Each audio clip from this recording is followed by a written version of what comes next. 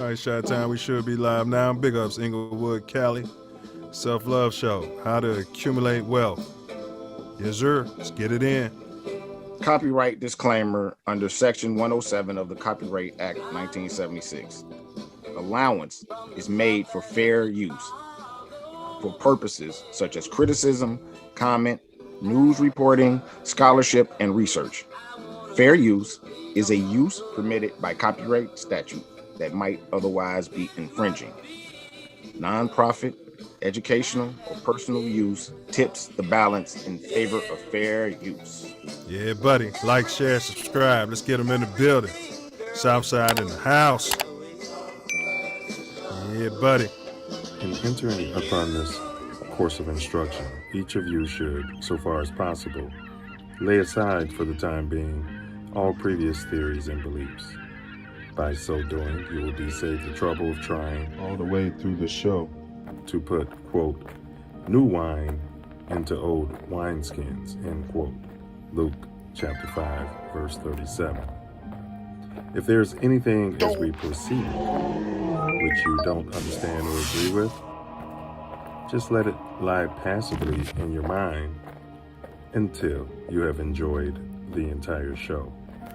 For many statements that would at first arouse antagonism and discussion will be cleared and easily accepted a little farther on. After the show is over, if you wish to return to your old beliefs and ways of living, you are at perfect liberty to do so.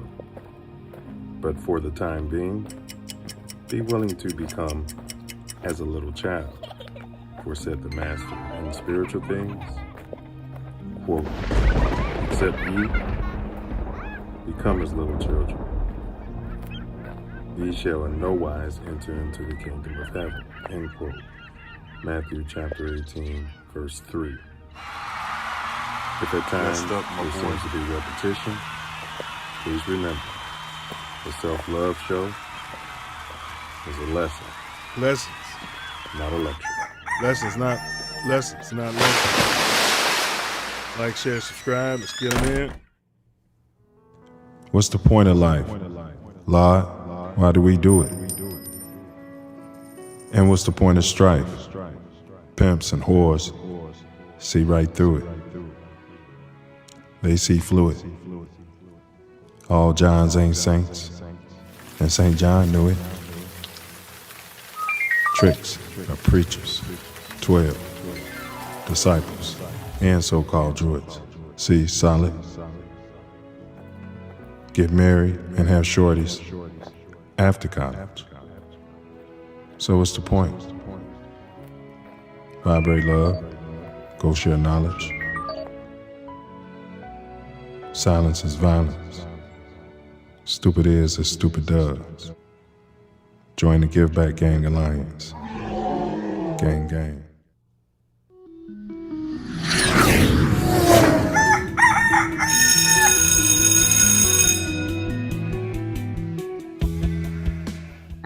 And even in this instance, if I could be of service to a 9-year-old girl or a 19-year-old woman or girl who wants to be a woman, is to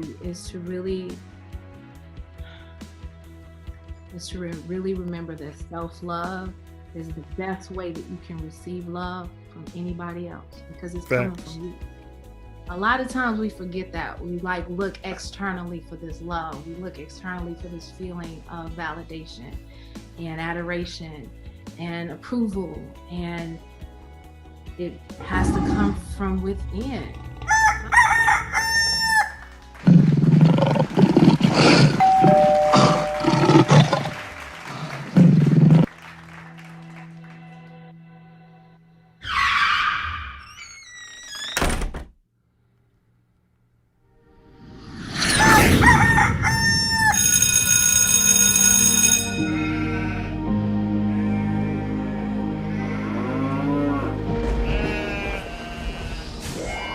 This is your last chance. After this, there is no turning back. You take the blue pill, the story ends. You wake up in your bed and believe whatever you want. You take the red pill, you stay in Wonderland. and I show you how deep the rabbit hole goes.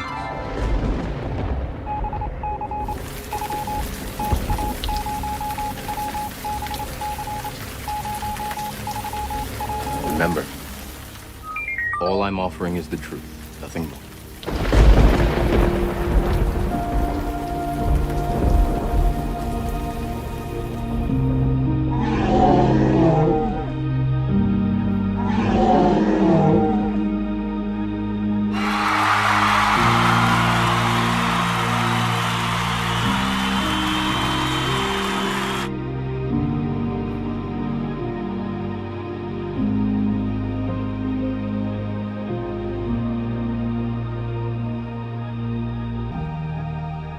Self Love. Cue the music.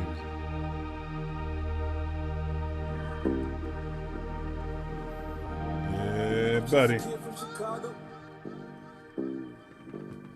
Chi-Town kids in the building. Yes, indeedy. Our nation via reparation. I'm just a kid from Chicago. I'm just a kid from Chicago. What down, Chi-Town, what down, and all. Big show. We talking bread today. Strategies on how to stack those chips. We're not talking about Vegas chips. So, and we're talking to some movers and some shakers. And let's get it in. Welcome to Chi-Town's very own The Self Love Show. We got two mottos around here. Motto number one, on earth as it is in heaven. Bing. All praise go to the ancestors. Big ups to my mama Sky. And motto number two is on earth as it is in heaven. Right now, we can be found Malcolm exclusively right here on the YouTube channel. This Ain't That Network, or more affectionately known as TATN.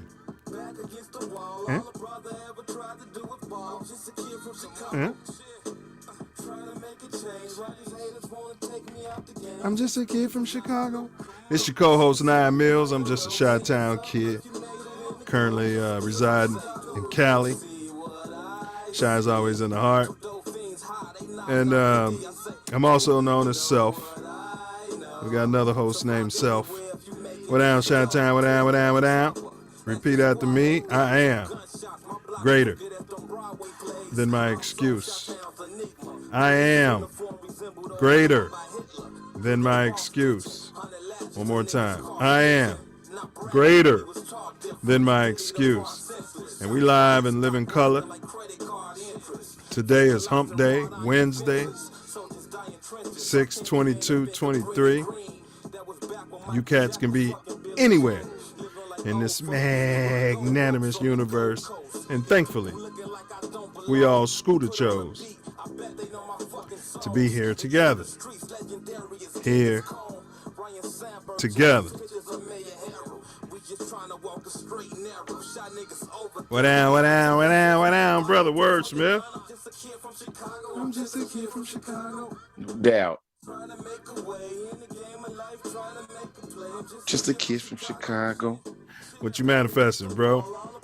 Manifesting love. You know me? What you manifesting? Same, bro. Pure, magnificent, magnanimous. Sometimes harsh, they tell me. Sometimes tough. But pure love, just the same, G. No doubt. No doubt. Hey, so what's been going on in your neck of the Chi, bruh? They said that the finance committee voted today to reduce, well, not reduce, make the speed cameras activate at 10 miles over the limit instead of 6. I guess just a little release from the tyranny. What? Yeah, I thought they had already got rid of most of those. No, that was a campaign thing, and they got rid of some, but yeah. Okay. Yeah, I hear that. I hear, bro, that they're tempering down on all the foot chases. You know. Yeah, they are. That's not going to come into effect until the end of the summer, though. They said the training, so they can get everybody trained. What do you mean? I mean, what kind of training do they need? Just don't do the foot chases if it's this scenario or that scenario. I mean, Yeah, I mean, you would think that it would be, it's not rocket science. no, they're gonna fuck it up anyway. If I know 12. Yeah. So that's an initiative. Mayor Lori Lightblunt is Lori Lightfoot. The Honorable Lori Lightfoot is pushing. Is that coming from her office? No, she pushed it to drop it down to 6. No, I'm talking about the foot chases. Oh, yeah, foot chases, yeah. I reverted back. Yeah, that came from her though, huh? As far as I could see, she was out there with him talking about it. Yeah, Kermit the Mayor out there doing her thing. ups to Kermit the Mayor. All right, so we got what to expect today for you cats who may not be familiar with the format. We always have the Self Luv Show quote of the day. Then, of course, our platform. That's what we stand upon, the foundation, the bricks, the MGD video. That's more growth and development. Then, of course, we'll unpack a short video, and it's called Tattoo Tyranny. Self Love and I, we always determine whether we vote. Well, we'll vote whether it's tyrannical or not. It's not always tyrannical in our eyes. And then, of course, we got the dome teaser, and that's the riddle Self Love's going to solve because the chat's not. Chat's been doing all right lately. We still got the smartest chat on the block. Then, of course, our topic today, we've got our panel, How to Accumulate Wealth 102. And this one, we're going to zero in on investment techniques, options. Our panel includes Dr. Lawrence A. White, entrepreneur, dental magnate. And check them out, Comfort Dental Studio. That's Comfort Dental Studio. They're expanding as we speak. And then, of course, we've got the attorney, Canon Lambert. And you guys may know that he represented the late, great Sandra Bland. He was lead attorney on that. Put together that documentary and had some other cases. So if you're looking for great representation, you can find him at Karchmer, and I'm going to put these in Lambert. That's his law firm. I'm going to put these links into the chat. Normally we would have had Knowledge Beckham, but he's a late drop. Business. And then, of course, after this show, we're going to have next week's sneak peek. And then, of course, my favorite personal part of the whole shebang.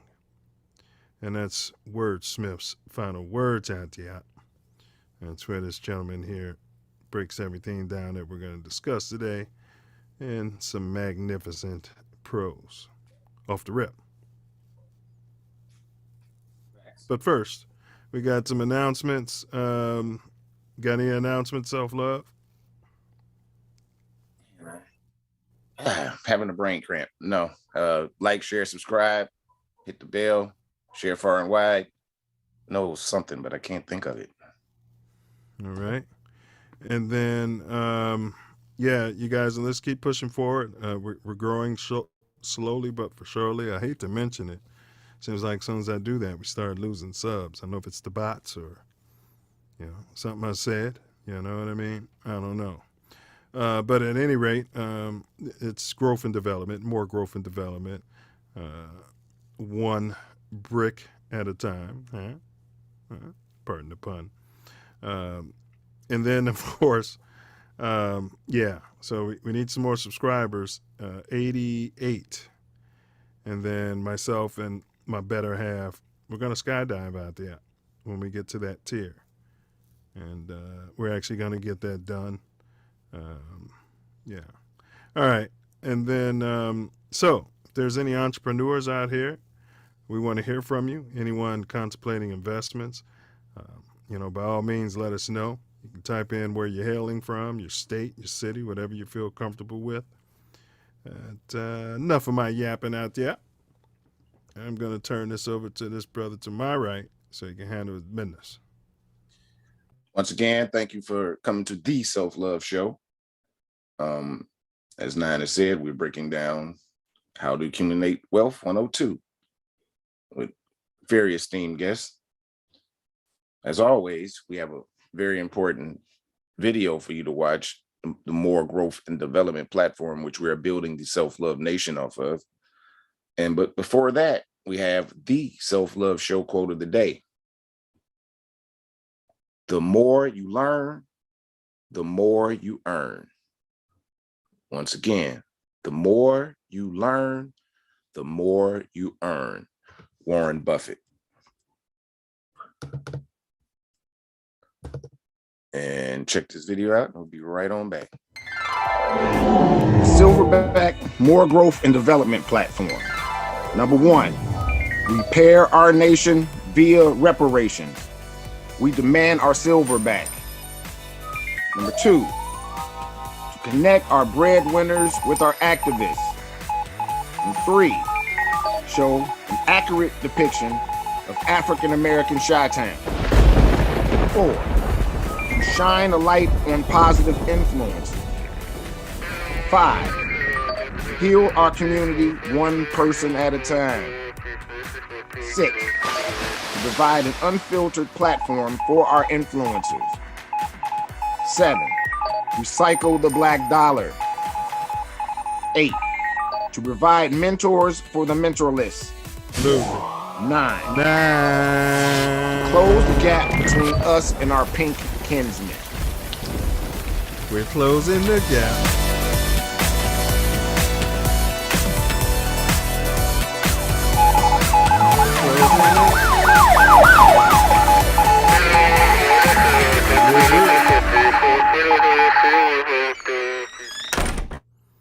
And of course, we always have a number 10. And self-love.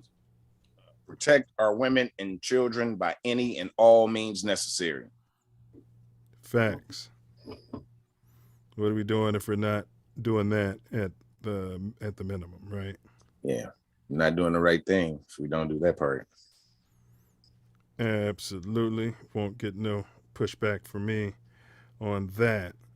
And last week, explosive show, we covered hypertension and the black one, the B1.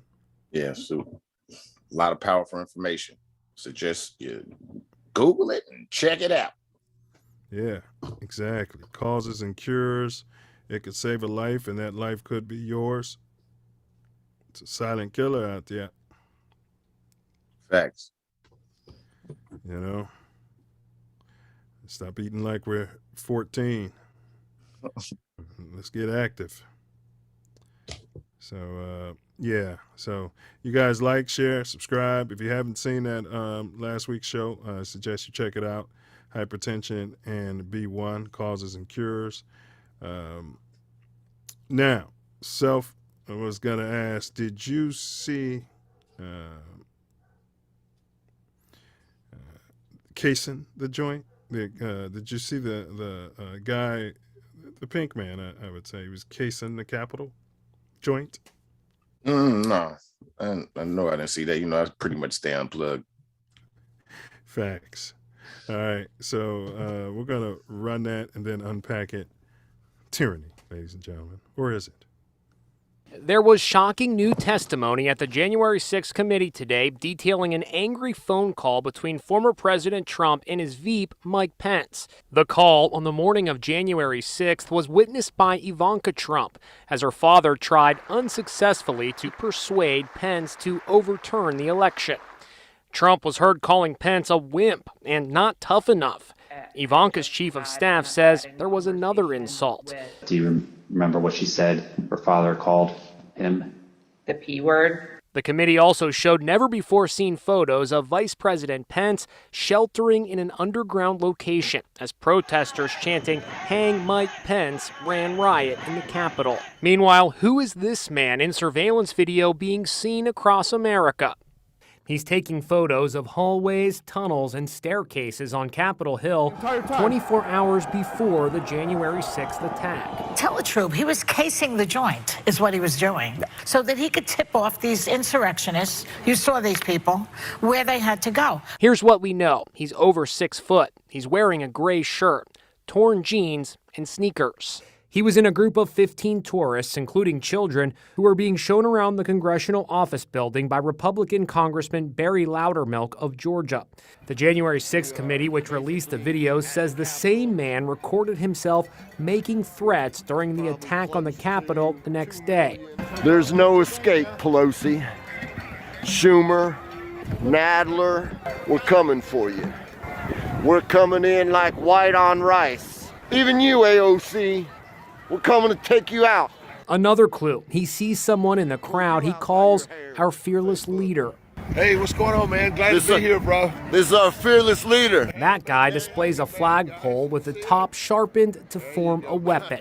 That's for a certain person. Somebody special. Congressman Loudermilk says he doesn't know the man in the surveillance video. Well, it was a family and some guests of folks that they brought from Georgia. Do you know who that man was in the video? I don't know him. Do you think what's on that video is appropriate? Absolutely not. I condemn that kind of language. We're coming to take you out.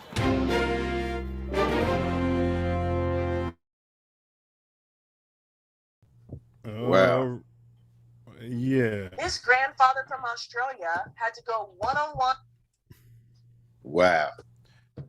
Yeah, I'm hearing they called Pence the P word. I'm like, what? Pence?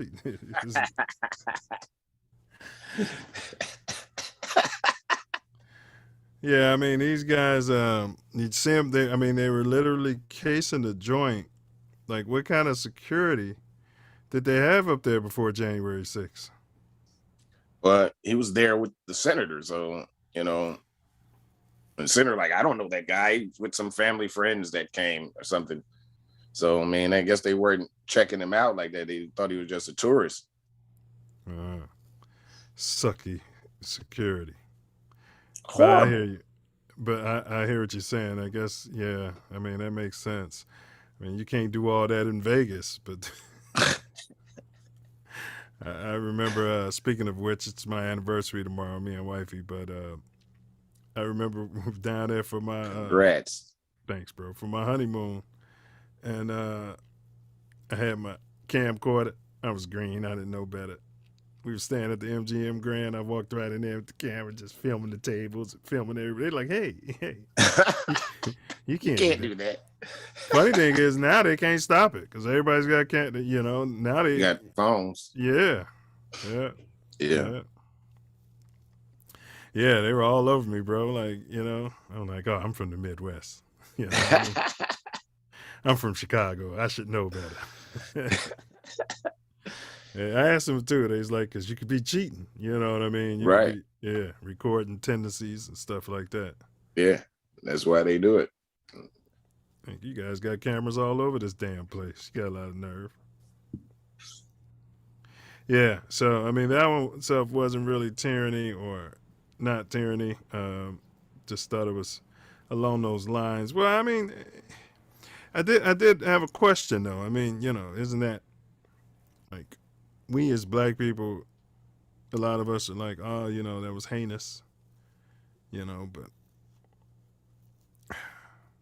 if a bunch of black people went down there and rubbed poop all over the walls, I don't think I'd be upset. I mean, I think I'd cheer them on.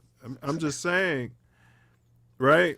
Like, at what point do you not protest in a less friendly manner?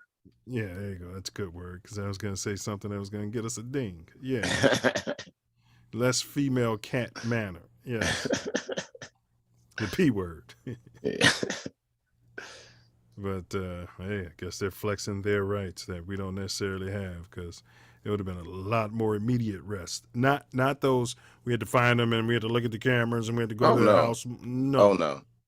No. Been arrested right there. Shot. If you wasn't shot, Yes. you were shot and arrested. Yep. Yeah. All right. Yeah. All right. So, yeah, we're not going to vote on that. All right. So now let's go to move or not to move. Let's run this video. And then during that video, see if you can reach out to the cannonball. Okay.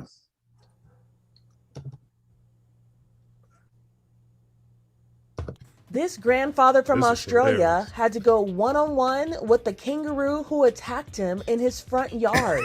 Went ass up, and then he jumped on me back, and was just fortunate enough that there was a stick there where I landed. He told Rebecca Powell from 10 News First he not only had to keep himself safe, but also his dogs. Took him to the ground, and was fortunate that I did, because he would have, opened me up like an envelope. So, yeah, I wrestled him on the ground for 5 minutes. The 59-year-old battled the almost 6-foot-tall animal for several minutes, but luckily escaped without serious injury. He gouged the top of my head, and he bit me on the finger and cut me down the arm and ripped my jacket off. This wildlife expert says the attack could have been worse. He was extremely lucky, because they are very powerful. And those hind legs, if it had reached forwards and kicked a couple more times, it might have got him somewhere where it could do some real damage. He adds that if someone is ever in this situation, the best thing to do is be smart and passive. If you've got a kangaroo that's looking a bit aggressive towards you, crouch down, back away. Don't wave your arms at it. Don't stand up tall and be macho, because you're likely to come unstuck. For Inside Edition Digital, I'm Andrea Swindle. Oh my goodness, that's hilarious.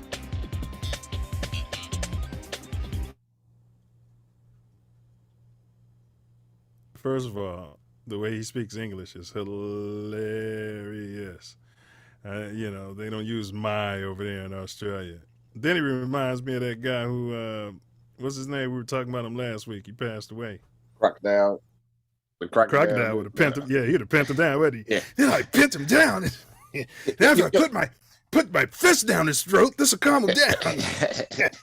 You grab him up, and then you sweep him off his feet with your leg, and then you lay on top of him and let him know who's the boss. Stick your thumb up his bum, and he's gonna not. Hey, but my man was like, I had to protect me dogs. Aren't those big dogs supposed to be protecting you? I'd have been. Man, you see the dogs? They were they stopped and was not trying to take part in that whole situation. Wow. I take them dogs right to the shelter. Ain't nowhere in hell I'm feeding them, man, and I'm doing all this, and these dogs are sitting there and not doing nothing. They ran up on it first, and then they stopped. Well, they did what the professional was trying to tell him he was supposed to have done. Right. Stop, get small, yeah. Don't get big and aggressive towards it. You know what I mean? Right. He's swinging a stick. Luckily, it was a stick close by, and whacked it, and he gouged me scalp. Man, that was like a cartoon, bro. That was like a straight scene from a cartoon, man. This dude was out there boxing a kangaroo. I'm gonna watch that later, because that is hilarious. Man, when I saw that, bro, out there and it pooped my pants, man. If that was a brother would have been less wrestling. It would have been a fight, huh? Yeah. It would have been throwing hands. Yeah, because I got to reach over you. I got to reach. Just don't let them kick. You gotta watch them legs. Yeah. Yeah, bad idea, James. You better try to wrestle it or get small, like they said. Get small, like they said. That thing kicks you, and you're in trouble. He said wrestle it. That's what he was doing. I know. Oh man. I needed that laugh. That's the stuff you gotta deal with, bro, and living in Australia, I guess, huh? Yeah. Random kangaroo fight. Kangaroo walking around looking for a fight. That was trip me out. Like right. Why you come here? But you never get the whole story, Self. You don't know what this guy was doing to that kangaroo, man. Facts. You just don't know. So, all right. But is that how to move, or is that how not to move? Well, he came out of it okay, but according to the expert, that's not what he should have did, and he could have got demolished. So, I'll say that's probably how not to move. I tell you what, he did something to the kangaroo, though. The kangaroo walked it off, didn't he? Went on about his business, didn't he? Said, I beat this old guy up enough. Let me off. I gotta look more into it and see if they eat dogs, or something like that. Right. Yeah. Right. Those are some big ass. Man, he had like Rottweilers, bro, from what I saw. I mean, I'm not protecting those dogs, man. Yeah. Yeah. Damn them dogs. They supposed to do their job so he could get away unscathed. Right. Just distract him as I'm running away. Exactly. The whole story would have been different. I lost my dog. The dog he probably was telling the dogs to go away is why they didn't do nothing. He was. Oh my. So I'm gonna say it's how not to move. Now I'm not from Australia. I don't know the tendencies of kangaroos, but I think I'm gonna agree with you. Yeah. You probably don't want to be wrestling any wild kangaroos or even zoocat. None, as they are much stronger. Yeah, I'm gonna do some more research on this, man. Like, do they have claws or hooves? What do they got? They got some claws on them bottom, on their feet at the bottom. I know for sure. Now their hands, I don't know. They front stuff, I don't know. Yeah, like sure. he can start snatching because he was all scratched up. He must does. You know what I mean? Yeah, because we didn't see no feet action, so he must have claws. Yeah. They're probably a mixture between a human and a koala. They're probably the missing link right there. So, kangaroo. All right, so we got to get our guest going here. Did you get in touch with the Cannonball? No, I got voicemail or whatever. All right, well, let's get Dr. Law in and let him know what's going on. Facts. We'll let him know, if we'll just do this next time or, because he's on vacation. Right. Yeah. Hey, Dr. Law. What's up, good Newt? It says it's connecting to audio. No, okay, now you should be able to hear. Now we hit ask to unmute.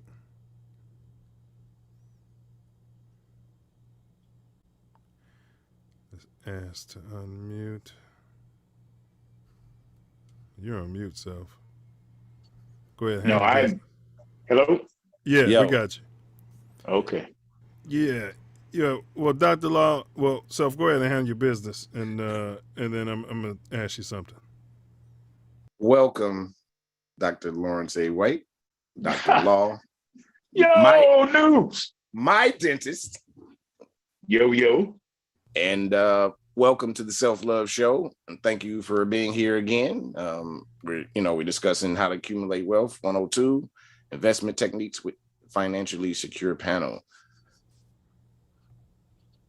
Yeah, Noop, and appreciate you doing this. I know you're on your vacation. So please excuse the whacked out lighting in the joint here. It's not mine. I'm just here. Dude. Where you I'm at? Just here. You in the Dominican Republic? Look like they're in the Dominican Republic. Actually, news don't tell. Right. I hear you. I hear you. Yeah, bro. So, man, we got an alert from KB. He can't make it, and we can't. I probably should have reached out to Cannon earlier. I don't know what's going on. We can't get him on the phone. So, appreciate you being here. With you being on vacation, I don't know if you want to. We can table the discussion, or we can move forward with you. Oh man, let's do the damn thing. Appreciate it. All right. So first, you guys, we did put his link into the system. That's Comfort Dental Studio. Right now, he's in Hyde Park, and he's currently opening up another location. Can we talk about that, or is that going to be like a secret and you're waiting?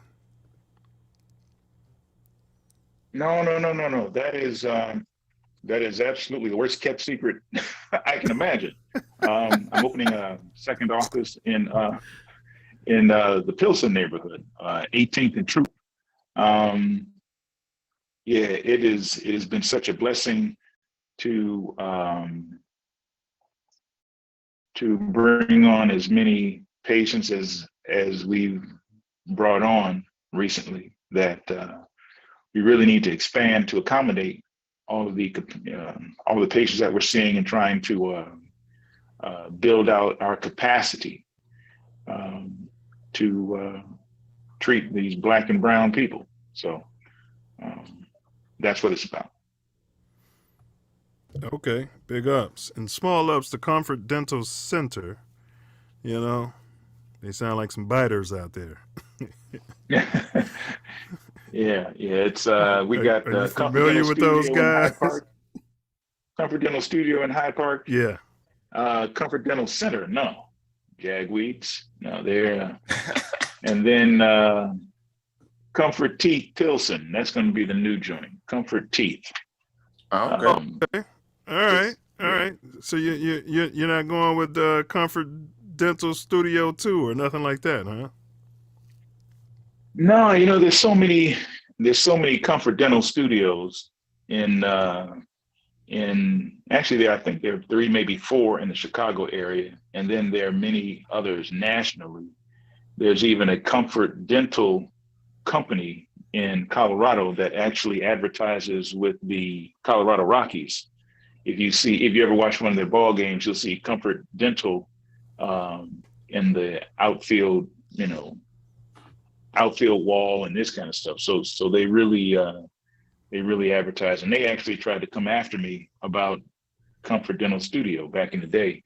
And so I said, you know what, just to keep a unique name that I've already trademarked and this kind of thing. And so we're going with Comfort Teeth. And then that's already my website address, and just adding on the neighborhood name to it, so it'll be show some consistency.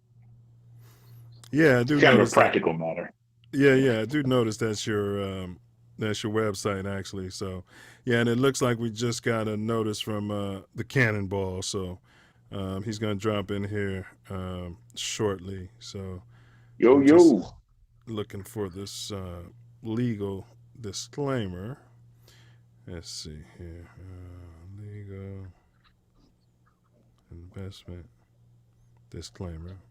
We don't want anybody coming after us saying, they told us to do this with my money and I'm broke. Listen. You know what I mean? Go ahead, bro. They can try. Yeah. That's hilarious. I know I had one, but we'll just go to it. All right. Just take this with a grain of salt. Yeah, take it with a grain of salt. Investment risk. We believe it is vitally important that you understand the risk of investing. All investments, including whatever we're going to discuss, is highly speculative in nature and involves a risk of loss. We encourage all investors to invest very carefully. We also encourage investors to get personal advice from your personal investment advisor and or to make independent investigations before acting on information. Much of our information is no, that doesn't apply. 2 to 4. All right. Therefore, we cannot assure you that you're going to get rich off of these strategies, and that you may not lose money. We do not in any way whatsoever warrant or guarantee the success of any action you take in reliance on any statements or recommendations you may hear. Past performance is not necessarily indicative of future results. All investments carry significant... Right, and that can be in a positive way. All investments carry significant risk, and all investment decisions of an individual remain the specific responsibility of said individual. There is no guarantee that systems, indicators, or signals will result in profits, or that they will not result in a full loss or losses. All investors are advised to fully understand all risks associated with any kind of investing they choose to do. All right. Enough of that. Excellent. Yeah, I'll kick off the second half of the show with that too. We got attorneys in the building, and one thing I hear is money is like a woman, easier to get than it is to keep. So, yeah. So true. All right. So let's. You got to have a plan to keep her. Yeah. Yeah, you do. You do. It's like a garden. You got to keep working it. So let me get over here. Tori, knowledge, cannon. So the cannonball reached out, huh? Self Love. He did. Yeah, he said he's on the call as soon as he gets off the call. Okay, sweet. Probably a business call if I know him. I'm sure of that. All right. So, what's that, Dr. Law? No. Absolutely. Yeah. He's very, he's an attorney. He gets paid by the hour. Facts. Facts. More hours, more pay. I am not mad. And I'm sure his rate's not peanuts. Man. No. All right. So, we're going to just give you a quick breakdown of what we're covering today. We're going to go over, how different investment strategies, potentially like things you could put your money into, small, medium business, things of that nature, 401ks or whatever these guys are going to talk about. I did want to go over some quick data points. The percentage of millionaires who were born rich. Anybody want to take a stab at that? What percentage of United States millionaires are born rich?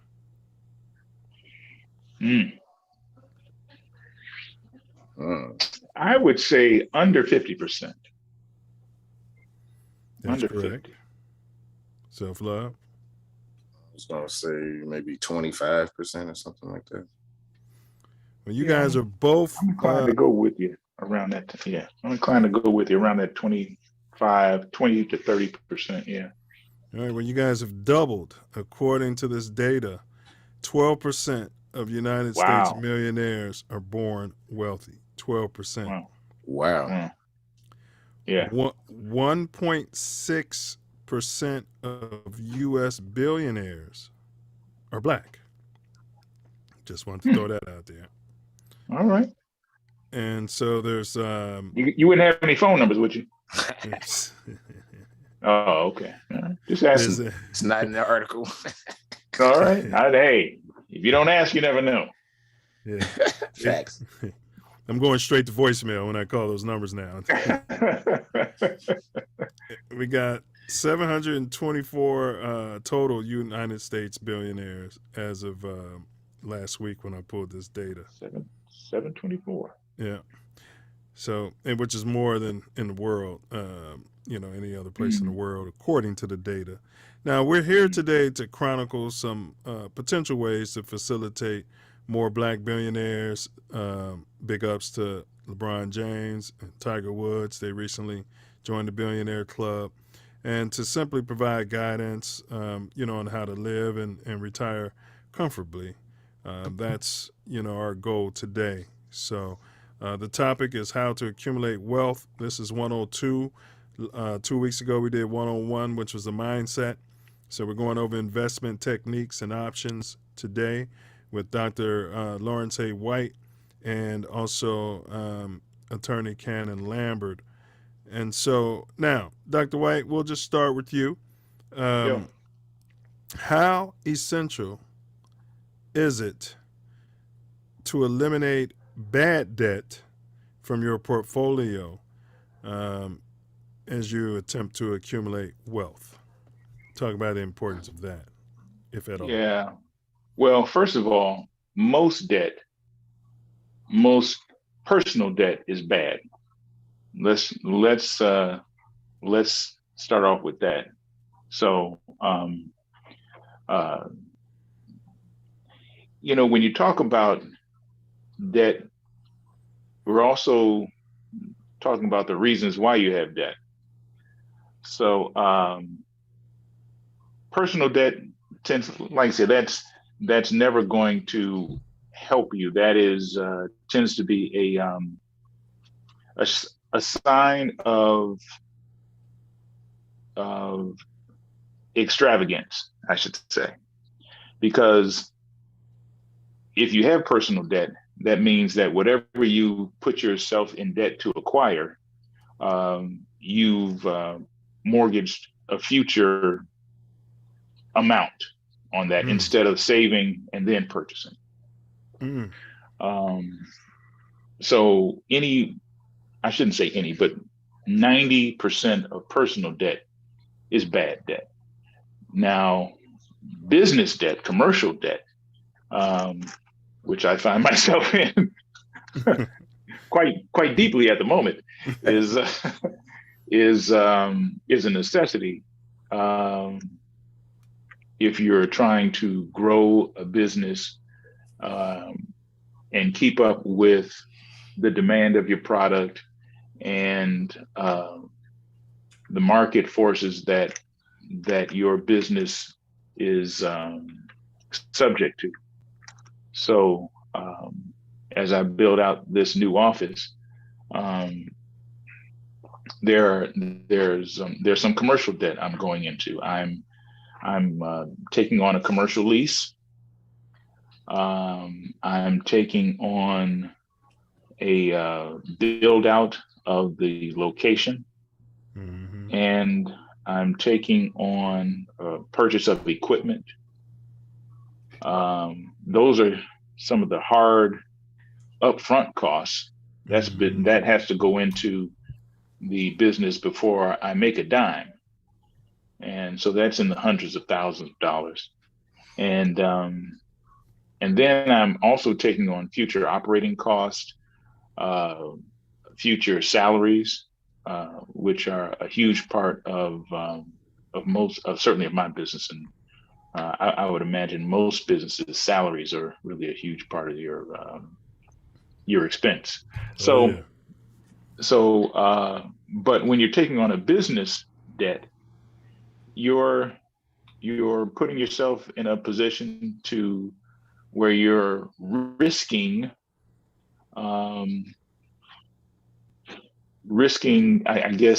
failure, and betting on your success. So it falls in line with the nothing ventured, nothing gained kind of mindset. There are times, particularly in my past, when I was at a point where I could not afford not to invest in my practice. And I wasn't losing money, but I was missing money. You were losing potential money. Yeah. Missing money. Right. Yeah. Because I wasn't able to invest and increase my capacity for operations. So yeah. And again, the business debt is kind of a necessity. At least it's a necessity for me during this business model at this time in the business cycle of my particular company. But personal debt, that I haven't always had haven't always had good credit, haven't always had credit cards with no balance and that kind of thing. And I made a commitment to myself to reduce my personal debt. And I got all my credit cards paid off. And after I committed myself to this mindset, and after I did that, I began to look at opportunities in a whole new way. We talked about the mindset a couple of weeks ago, but that's still very pertinent because you have to really guard your expenses and the amount of cash and income and revenues, whatever that you're putting out. You really guard that. And the closer you look at that, then you go, I don't know,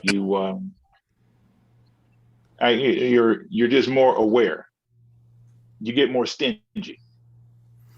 You went over some very good points, and wow, yeah. I mean, it's definitely a discipline that you develop, through being more responsible with your coins, and then when you embark upon running a business, that's going to be a necessary tool. You can't be just spending all the business proceeds on nonsense, and going out to the club and this, that, and the other. And then you mentioned what's key about it. What's key about it is that you enjoy being able to control.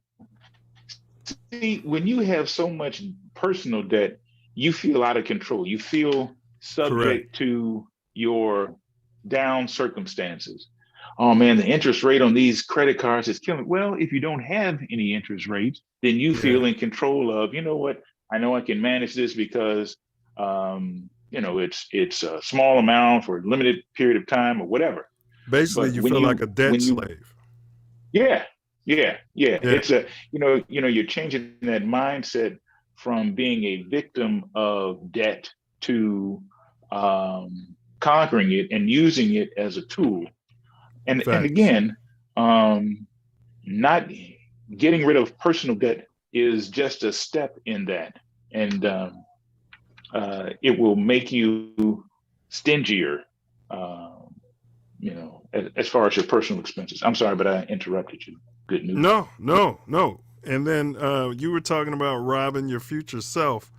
Talking about your future self. It's funny. I was just watching a video today, and they were like, all of the dumb things, not dumb things, but all the less than smart things you do with your money or your body. You basically you have to have a mindset when you're setting upon discipline that you're doing it to your future self. You know what I mean? Like the present self, yes, is enjoying a cigarette, yes, right? But the future self is going to lose all his teeth and, this, that, and the other. And you have to be cognizant of that. Also, when you're building out, I don't know if you've done this, but on your next build out, there's a way that you can negotiate that off your rent over time. So, hey, I have. Yeah, okay. Yeah, it's called tenant improvement. Yes. It's called tenant improvement. All right. Yeah. All right. And that's a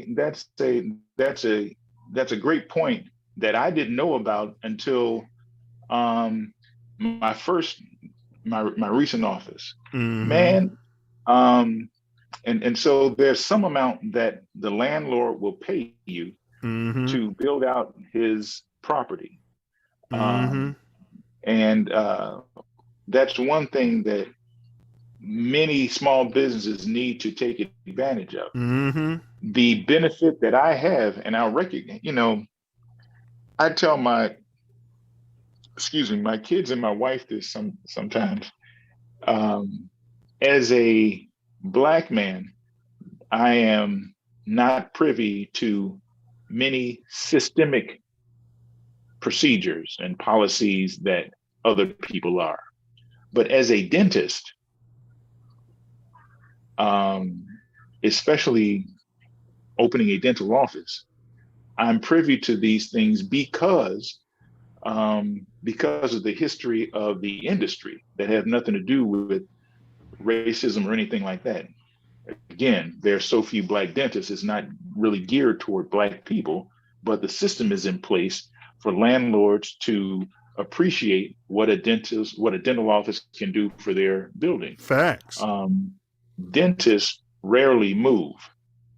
Dentists, except for me, because I've moved about 1,000 times. But in general, dentists don't move. So a landlord looks at a dentist like the goose that's laying a golden egg, a cash cow, because that dentist is going to be in that space for many, many years to come. And when the dentist leaves, he can just rent out the dental office to another dentist, Exactly. and it's already set up. But let me welcome Cannon, the Cannon Lambert, the Cannon. Appreciate you doing this. Yo. Appreciate you doing this. I know you were, on a call, billing your billable hours. All right. I have to tell you, the stark vision of seeing you with no sunglasses shocked me. It's the first time I've seen your eyes. I don't know how long. I know, Noob. They're over here, and I didn't grab them before we kicked off the show. And Self Luv hasn't gotten his new ones yet, so I said maybe I won't do it today. So you're taking one for the team. Yeah, Look at Bill's, man. He don't have his sunglasses on. Yeah, I apologize. Hey, listen, I apologize, man. I violated the 10th Decalogue. Apologize, man. Sorry. It's all good. Never be late. I'm sorry. Hey, it's all good. And so if you're looking for a great attorney, you can go to this law firm that this brother's a partner in. It's Karchmar and Lambert, PC. Thank you. I did put the website link into the chat, www.getthecannon.com. So, Cannon, I think Dr. Law did a thorough job with the initial question. We were just talking about the importance of getting over personal debt, the bad debt, credit cards, things like that. As opposed to, before you embark upon the journey of acquiring wealth. So we were just talking about the importance of that. But he did a thorough job. So I'm just going to skip to the next question for you. And then when he comes back, looks like he lost his signal. Then we'll go ahead and ask him as well. So do you have any strategies? Some of these were geared for KB, but he couldn't make it today. But can you give us some strategies that, I'll skip it because that was for KB. So, all right, so let's move on. So I've heard that a person should have an emergency fund with a minimum of at least 4 to 6 months of living expenses. Would you advise someone to stay out of the investment game until they accrue such a fund? Or would you advise someone to say, hey, start investing as quick as possible? What would be your strategy? That is a great question, Nelson. That's a great question, man. I would say this. I think the practical reality of it is that you have to do what is practical. Mm-hmm. And so if you have the ability to sort of siphon off some of what you have for what you see to be your goals, you do that.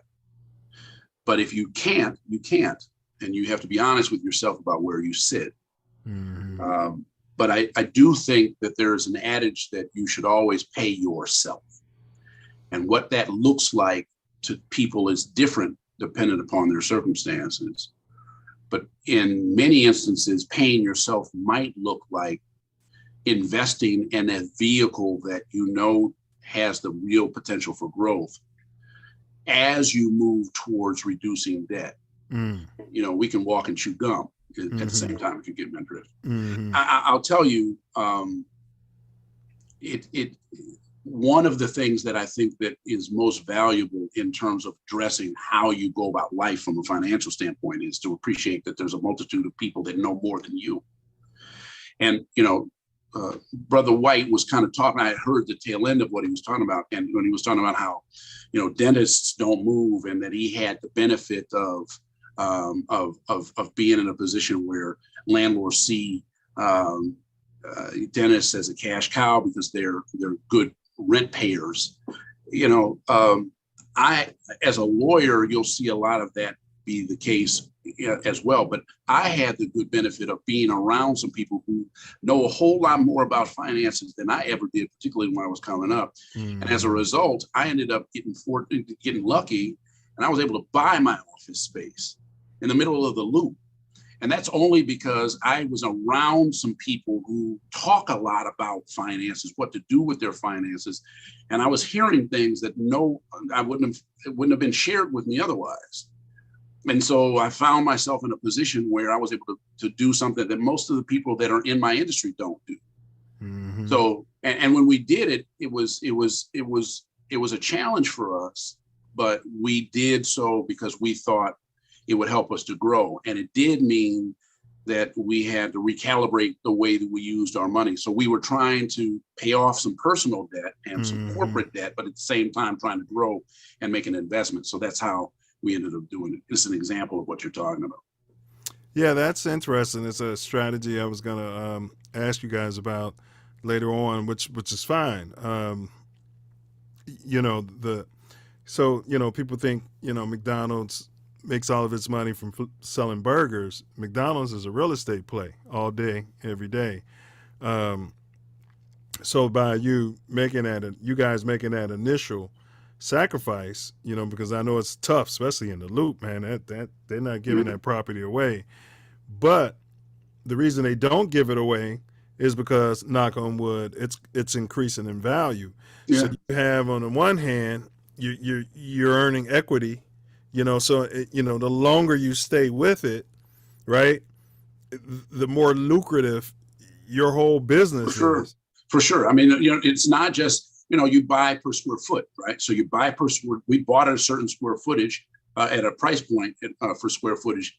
And over the last 15 years, that price point has escalated per square foot. And so that's a profit margin that will appreciate if and when we decide to get out of the space. But the other part of it is you're really paying yourself, right? I mean, when you pay rent, all you're doing is you're helping somebody decrease their personal debt or their corporate debt. When you're paying your mortgage, you're paying yourself. And so at the end of the day, you have a real asset. I know people who, and this would have been us. Again, I don't attribute this to anything smart that I did. I just was fortunate to be around some people who, that they're good folks and they knew a lot. And we siphoned, we cut off some of that information and applied it for ourselves. But, when, like I said, we've been paying a mortgage for 15 years as opposed to paying rent. I know some people that paid rent for 15 years, they walk away, they have nothing. Right. When you're spending $15,000 a month in rent, I mean, think about that. You extrapolate that out over 15 years and you're talking about real money that it's beyond belief, the amount of money that you're pissing away.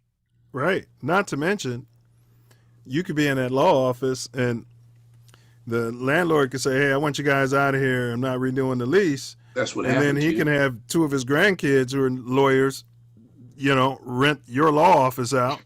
That's what they do. Get some of your business from people showing up looking for you. Not saying they get all of it, or any of it, but, or in the case of a restaurant, you're out, we can bring in somebody else. I can just manage your whole concept. And I'm sure that happens. Mm-hmm. Well, there's no question about the fact that if you are renting, then you're at the behest of the landlord, and they can decide to raise rents on you when you can't afford it and can't manage it, and that can drive you out. Or they can decide that they want a different business in the space, and right. They feel like it will improve their value. To Brother White's point, there's a whole lot of things that you're subject to. But again, you have to be realistic with where you are. Not everybody's going to get a spot right when they start out where they can buy. They have to be, right. You've got to pay payroll as opposed to worrying about whether or not you can pay a mortgage. But on a practical level, those are the types of things you should be looking for and thinking about. Facts. Yeah, I imagine the hardest thing is coming up with the down payment, but I'm weighing that over in my mind, as I, put together some coins to do something. But I want to ask you and self. I guess Dr. Law lost his Yeah, I'm trying to get in touch with him. lost his internet or something, huh? All right, but I want to ask you, Brother Lambert. Let's see. If you were, and I think I know your answer to this based off your last response, but if you were starting out to invest today, so maybe you're fresh out of college and you know, you got your first job at a law firm or what have you, would you, knowing what you know now though, would you start a small business, maybe start your own law firm right away and get your own clients, or you know, or would you purchase a home / duplex first? So I would buy a home first. I would learn on somebody else's dime when starting a law firm. Learn the law, learn how to practice the law, learn the ins and outs as to how to resolve a case and what the costs are associated with running a business. They call businesses ongoing concerns because they're concerns that are ongoing.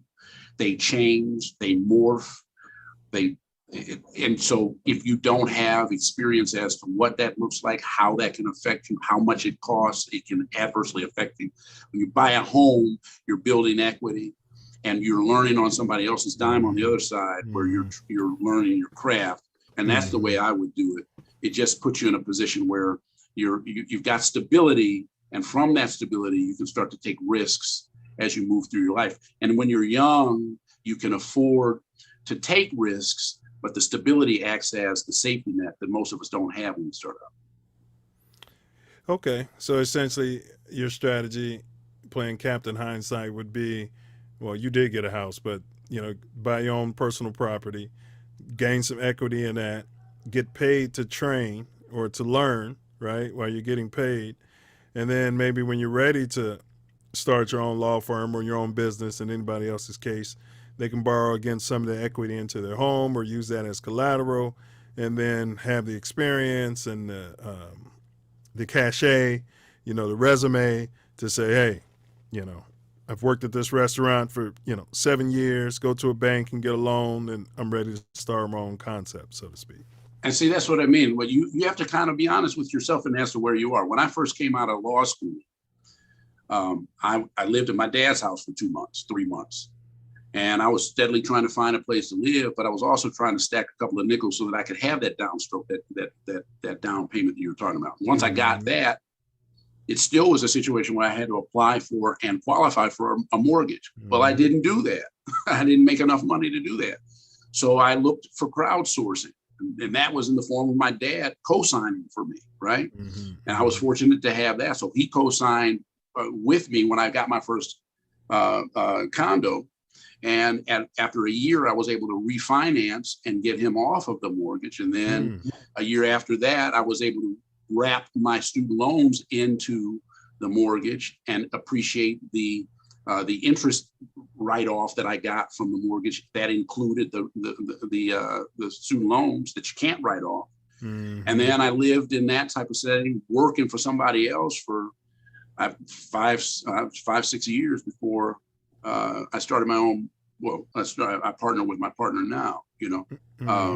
That's literally how. And then when Matt and I joined forces, I was working out of my spare bedroom.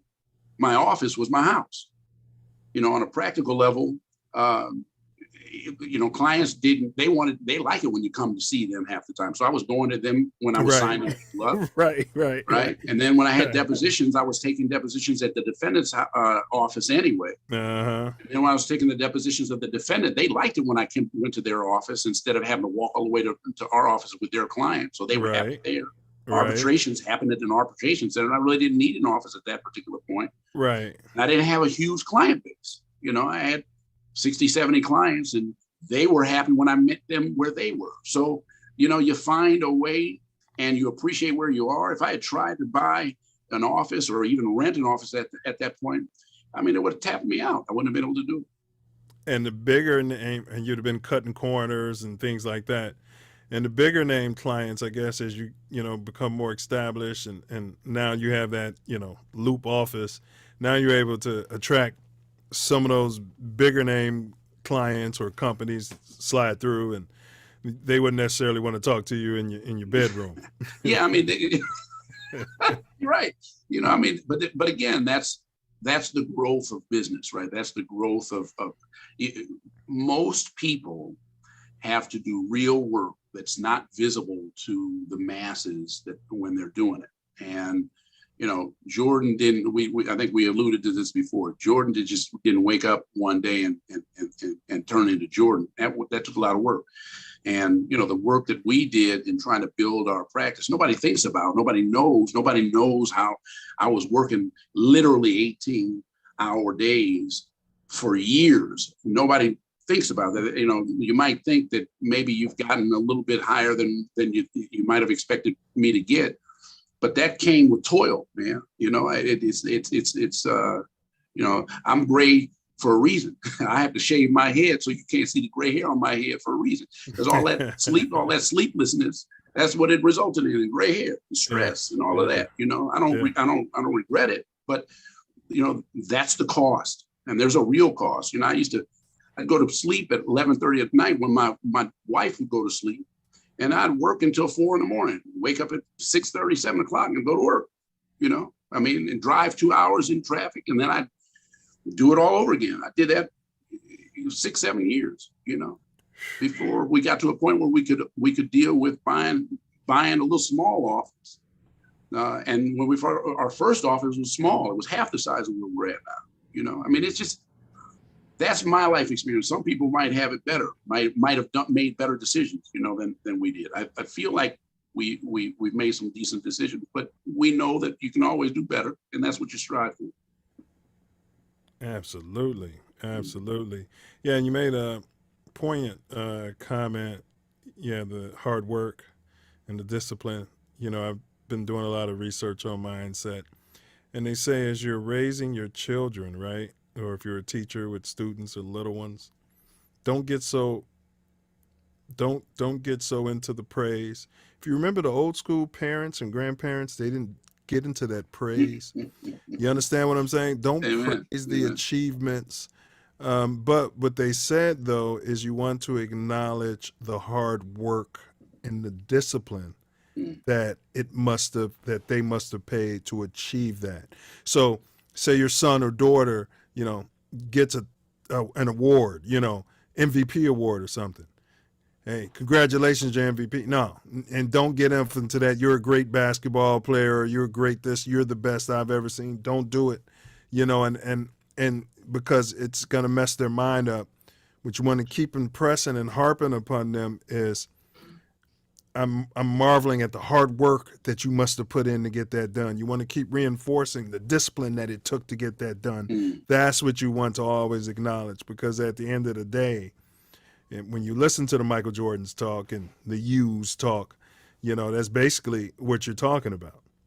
So I went to you all's site and I saw the massive amount of content that you all are putting out. Massive amount of content that you're putting out. Bruh, that's the grind. That is the grind. And you can find yourself disappointed, disenchanted, and dismayed, and stop. Right. And that's what a lot of folks do. They stop. Yeah. Or you can say, I press on because I got a goal. I'm going somewhere. And it's those folks that get there. They get there because they put one step in front of the other.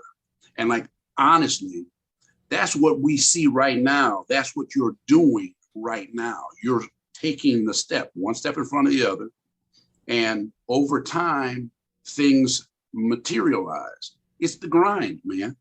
And that's what, honestly, no smoke. I'm saying that's what I see, literally. You forget what I'm telling you. Anybody that's listening to this, go to the amount of product that is being presented when you look at this show. And you'll see the grind, what it looks like, it's real. it works over time. It works. Yeah, appreciate that. Yeah.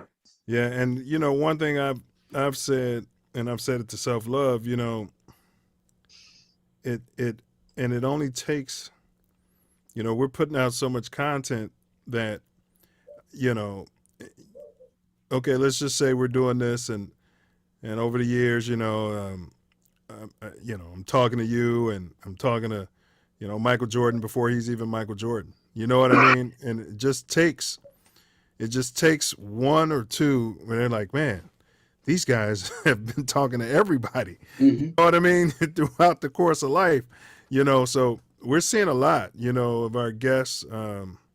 Many are, you know, having different achievements, and we've had some, you know, get shot, other ones, you know, pass on. It's just, it's definitely a journey. It's definitely a journey, man. You know? And there's a lot of naysayers, and there'll be a lot of people, why are you doing this? Why don't you do it this way, and all of that? And those are the barriers of life that, you know, it's funny to me. It's amazing how so many people want to give you great advice as to what the hell you should do, but they ain't doing it. You know what I mean? So you have to, you know, when it comes down to making an effort, there are those that do it and those that sit and comment on those that do it, you know. That's our motto, Noop. Lessons, not lectures. You know, Amen. Lessons, not lectures. So, all right. So, and what did you hear? What's Dr. Law talking about? You can't reach him? It was a data issue. He said he was working on it. Yeah, he's in some third world country on vacation. Sat there on the internet, you know, and they're probably like, you're out of data. So, all right. So, what we're gonna do, Cannon, we're gonna take our short break here, and so you can go ahead and stretch your legs out if you need to. I'm gonna cue the halftime music. And then, Self, when we come back, we'll do the riddle, and we'll see if Cannon can solve it with you. All right. Yo. All right. Yo, we'll see you shortly, Noob. Yes, sir. Let's see here. Y'all know how we do. Yeah. Dancing before the music. Here we go.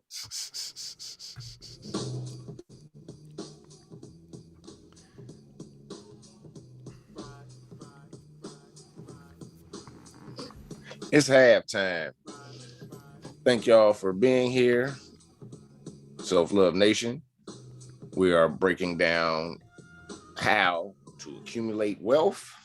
102 investment techniques with financially secure panel. It's a blessing. We got a few videos I wanted you to check out. Very entertaining. And then we'll be right on back.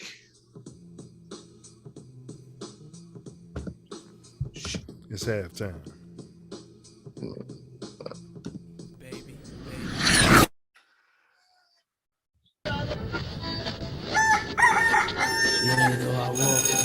I'm not saying I'm going to rule the world or I'm going to change the world, but I guarantee that I will spark the brain that will change the world. And that's our job, is to spark somebody else watching us.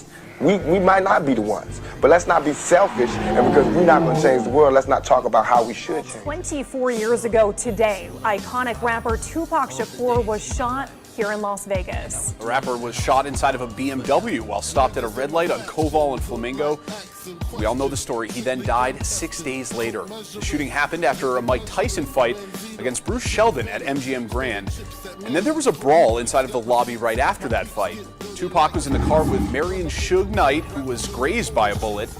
No one has ever been arrested for Tupac's murder.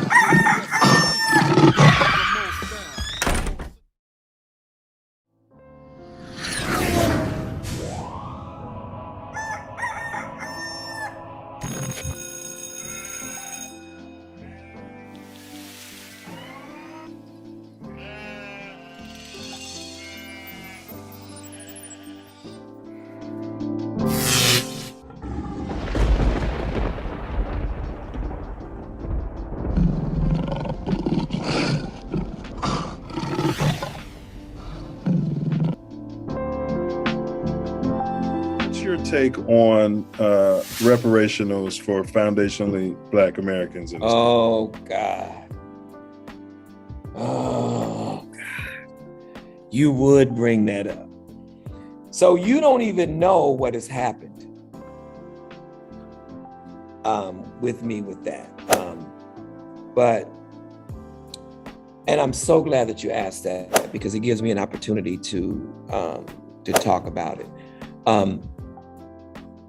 I was going to give public comment. You know, I don't know if you know that California has just passed a bill. Oh yeah, I'm ready. Yeah. But go ahead. We're gonna discuss it. And so I was on so they had I guess there's a reparations committee that has been appointed that is looking into what this should look like. And so I was I was supposed to give public comment. Okay, yeah, I know Tariq Nasheed was a part of it too, but right. Go ahead. And so a part of that was, so in the ninth hour, I was asked to give public comment for, not for foundational Black folks, but for all Black folks, right? Okay. And so I have some folks who are foundational folks, and then I have the other side. And so I tried to bring them together to talk. And so to hopefully to work something out. It did not happen. They did talk, but they weren't able to come to any agreement. And so then we got to this actual hearing. And so I'm hearing, the reason that I didn't give public comment was, one, the technology failed. But even had the technology not failed, I would have not been able to give public comment, because I was sitting there just like weeping. It was breaking my heart to think and to hear that Black folks are fighting each other with so much vitriol because of what they hope to get from white folks, who will use that same divisive and kind of vitriolic moment to say, we can't choose sides, Black people. This would be the fourth time that's happened, the third time that's happened. First it happened with Lyndon Johnson, then it happened with Bill Clinton. And so, but more importantly, I'm saying the sad part of all of this, we wouldn't need to decide who needs to get reparations if these white folks hadn't done this to us. So this argument would be moot. This friction would be moot, and it's displaced. It's, we're fighting each other, but we didn't cause this. We ought to be fighting white folks who caused this. And the issue is that I think that on the ADOS side, they don't think that there's enough money, because they're looking at it from a pot of money perspective. This is what I think. Now, I don't know, but this is just kind of what I think. And so the thought is, maybe if it's every Black person, then clearly you're going to have immigrants that are going to get it, because that is what some of the pushback, and that's an issue that needs to be addressed. It's an issue that needs to be addressed, because, you have some immigrants that do not identify as Black. Correct. And, you do. I mean, you have some that do not, they are, wherever they come and that's not all of them, but there are some who act that way. Now they're lost, I think, because you were colonized just like we were, and the impact of colonization in your continent, it ain't no different from ours. So you shouldn't see us in any worse way. So this is the argument that's back and forth, and so what I tried to do was introduce what Justice John Paul Stevens said when he made the argument for reparations. Now, in California, the argument was Prop 209, racial classifications have been deemed unconstitutional, that it would not pass, the scrutiny test, the legal scrutiny test.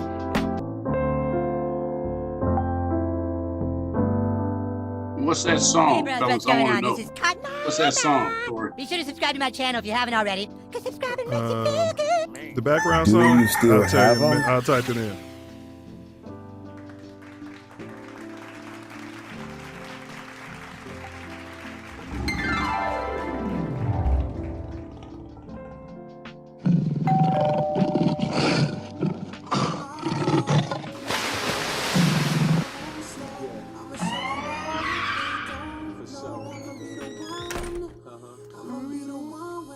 Yes, sir. It's far. It's far. Anywhere. Welcome back to the Self Love Show, where today we're unpacking how to accumulate wealth 102. Investment techniques with financially stable or secure, panel. And today we have Kenan Lambert and Lawrence White. And we talked about some of the processes of accumulating wealth, but going into the second half, I think we're going to talk about more investment techniques and strategies.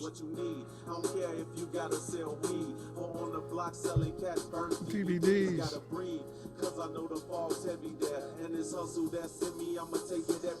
I know. Yes, sir. Now we're going to get more into strategy. So I don't know what's going on with Dr. Law. Yeah, he said that it was saying, for a second, it was saying that it was a host ended the meeting. I'm like, so I sent him using an old link. Yeah, I sent him the link, and then he was coming on, but he's still taking, it still must be some data issues. Yeah, it's got to be. All right, so big ups to Trife Mac. He from the Wild Wild. Huge ups. Yes, sir. Yes, sir. And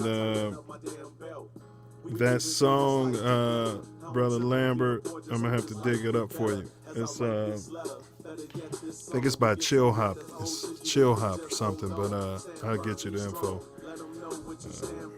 Please do. That was something nice.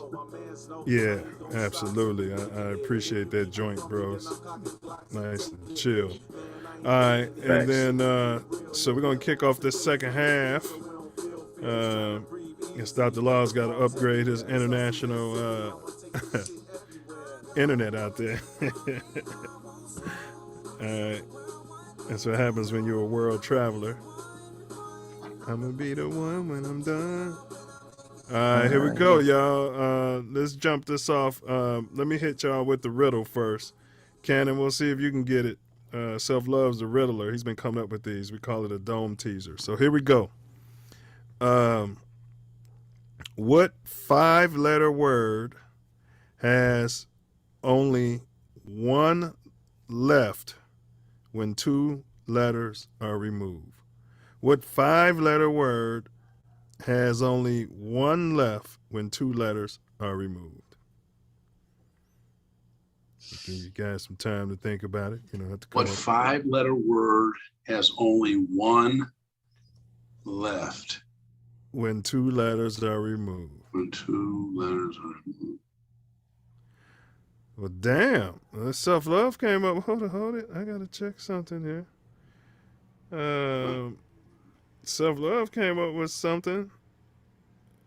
And it's not what we were looking for, but actually, it is correct. So this is going to be interesting. All right, this is going to be interesting. Wow, and I like his answer. Well, I don't know if I like his answer better. They're both equally powerful. All right, but we're gonna give you guys the answer, the key to at the end of the show. Interesting, Self. I'd have never thought of that. And Cannon, you still got time in the chat. Yeah, you're gonna have to give me some time on that one, bro. Yeah. You guys got time. So in the chat, if y'all think y'all know it, type it on in there. Don't be shy. All right. So we're discussing investment techniques. I need to go back over the disclaimer. So investment disclaimer. This is simple. Disclaimer. Example. 1 second. So basically, you guys, you're going to invest at your own risk out there. We believe it's vitally important that you understand that there's risk involved in investing. All investments are highly speculative in nature and involve substantial risk of loss. We encourage all investors to invest very carefully. We encourage investors to seek personal advice from your personal investment advisor and to make independent investigations before acting on anything stated. We cannot assure you that you will profit from anything stated. We do not in any way whatsoever warrant or guarantee the success of any action you take in reliance on any statement and or recommendation. You should know that past performance of any investment is not necessarily indicative of future results. All investments carry significant risk, and all investment decisions of an individual remain the specific and sole responsibility of that individual. There's no guarantees. All investors are advised to fully understand all risks associated with any kind of investing that they may choose to do. All right, that's the disclaimer. We gave it at the top of the show, and we gave it there. We got the legalese out of the way. So let's jump into it, because now we're going to talk about some money-making strategies, you guys. And we just want everybody to know you have to be adverse to a certain type of risk. Now, this isn't gambling. In other words, it's not like, you lose it all. Oftentimes when you invest, you diversify or you invest and you've got, money into it, and you might lose some of it. You might lose a portion of it. But let's go ahead and get into it after that disclaimer. All right. Let's see here. Where were we? Okay. Oh, okay. Yeah. The disclaimer was right there. Okay, I found it. All right. It's a lot easier now. Okay. Let's keep it pushing. All right. So let's talk about index funds. You're down there where they trade the commodities.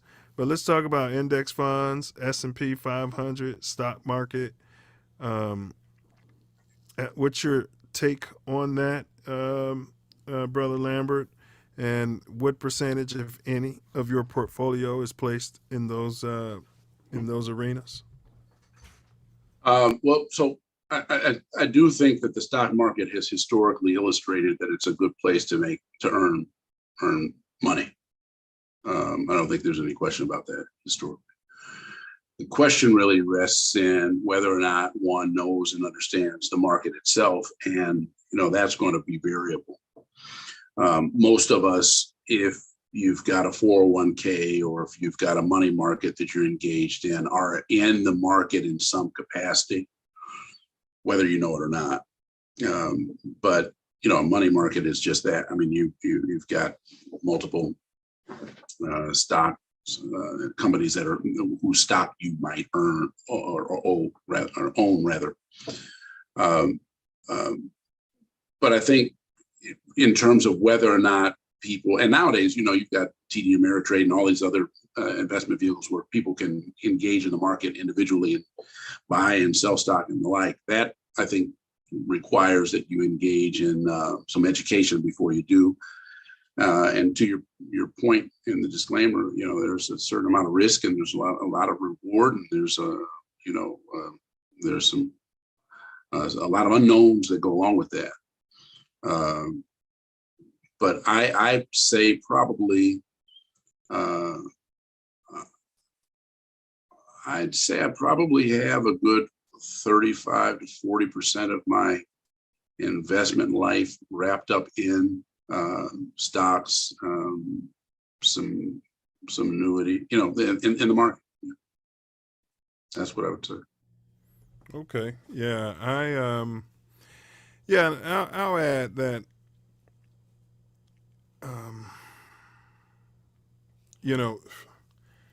I'll just say this. I heard an investor say this.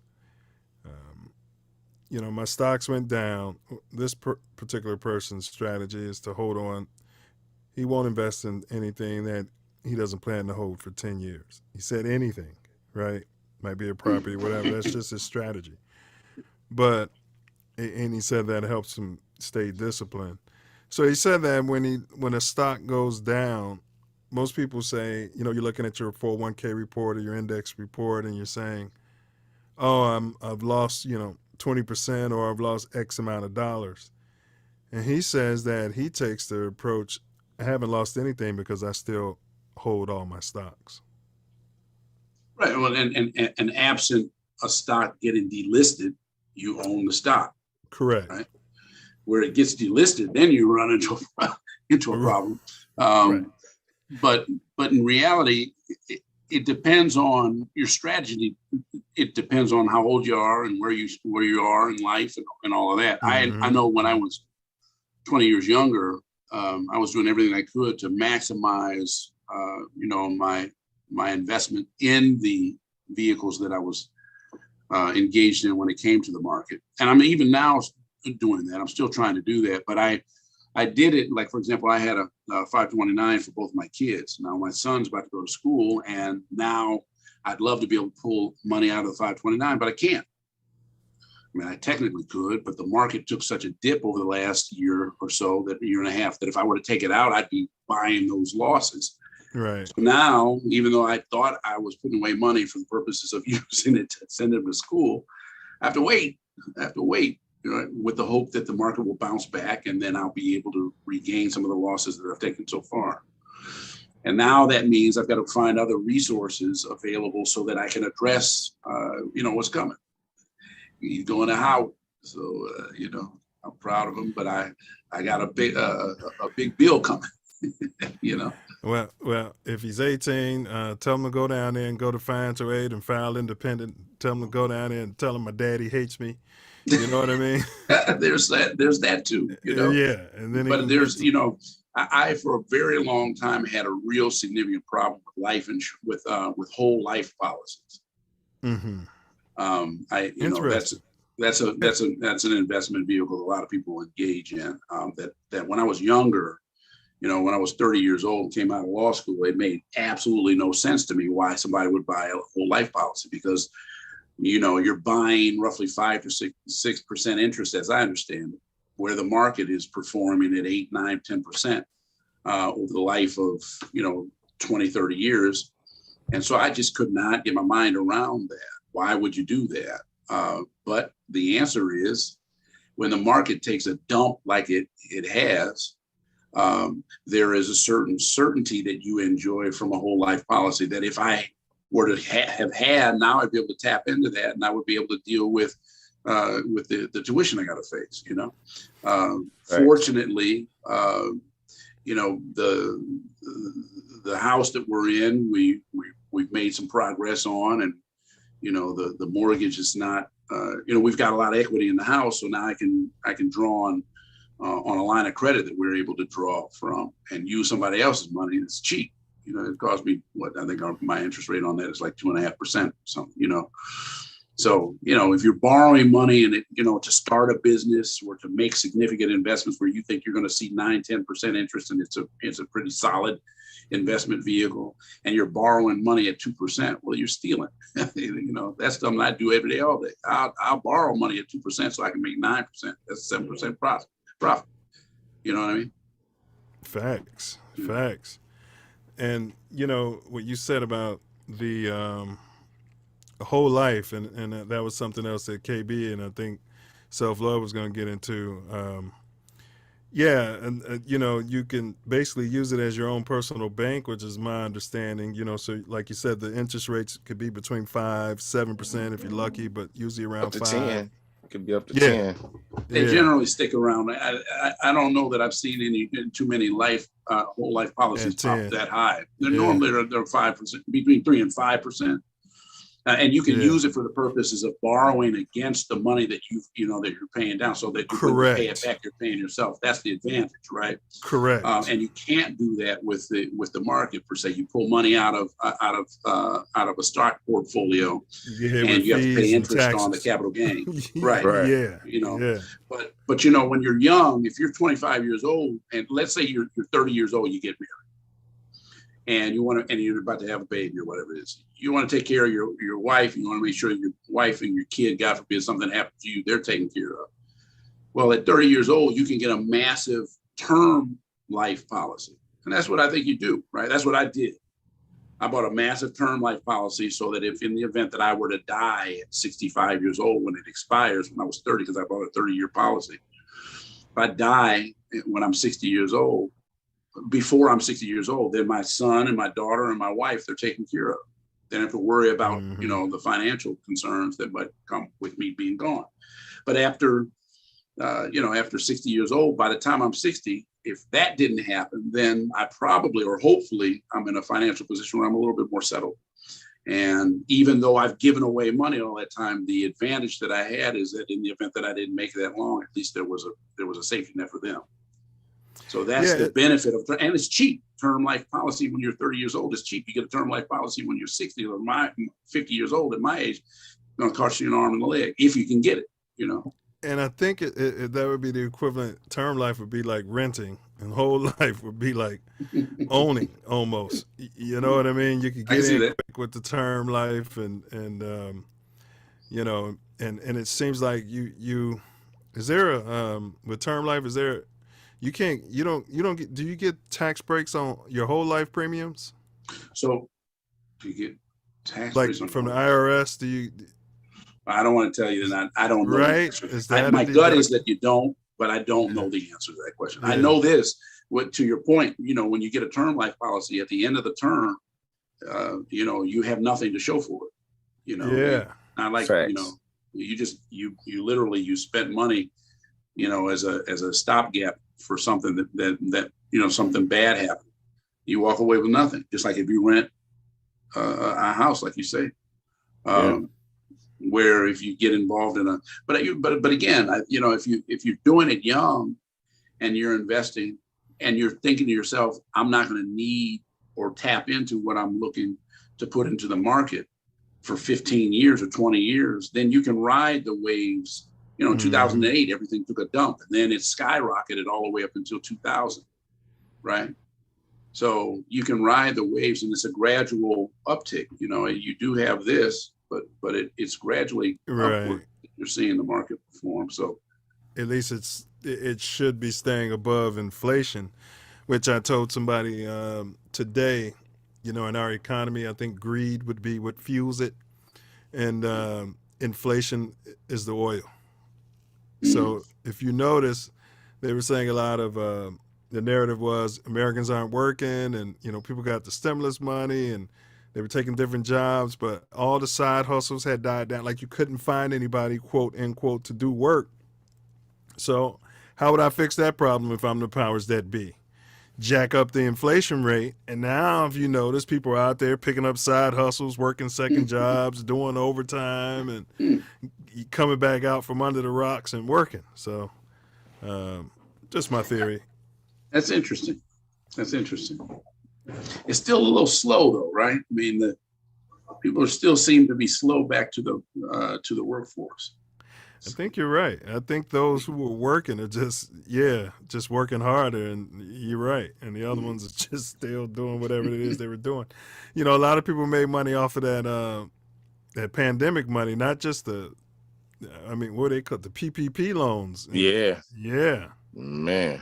A lot of money. They were starting fake businesses and getting hundreds of thousands of dollars. So if you didn't have the type of discipline where you wanted to work and invest that, and by the time they came looking for you, you're like, okay, here's your money back. You know what I mean? But most people don't have that focus. So, yeah. But well said. Well said.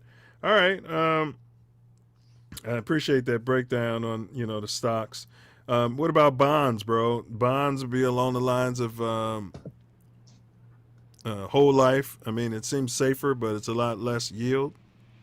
Steady, relatively safe, low yielding investments vehicles. That's what bonds are.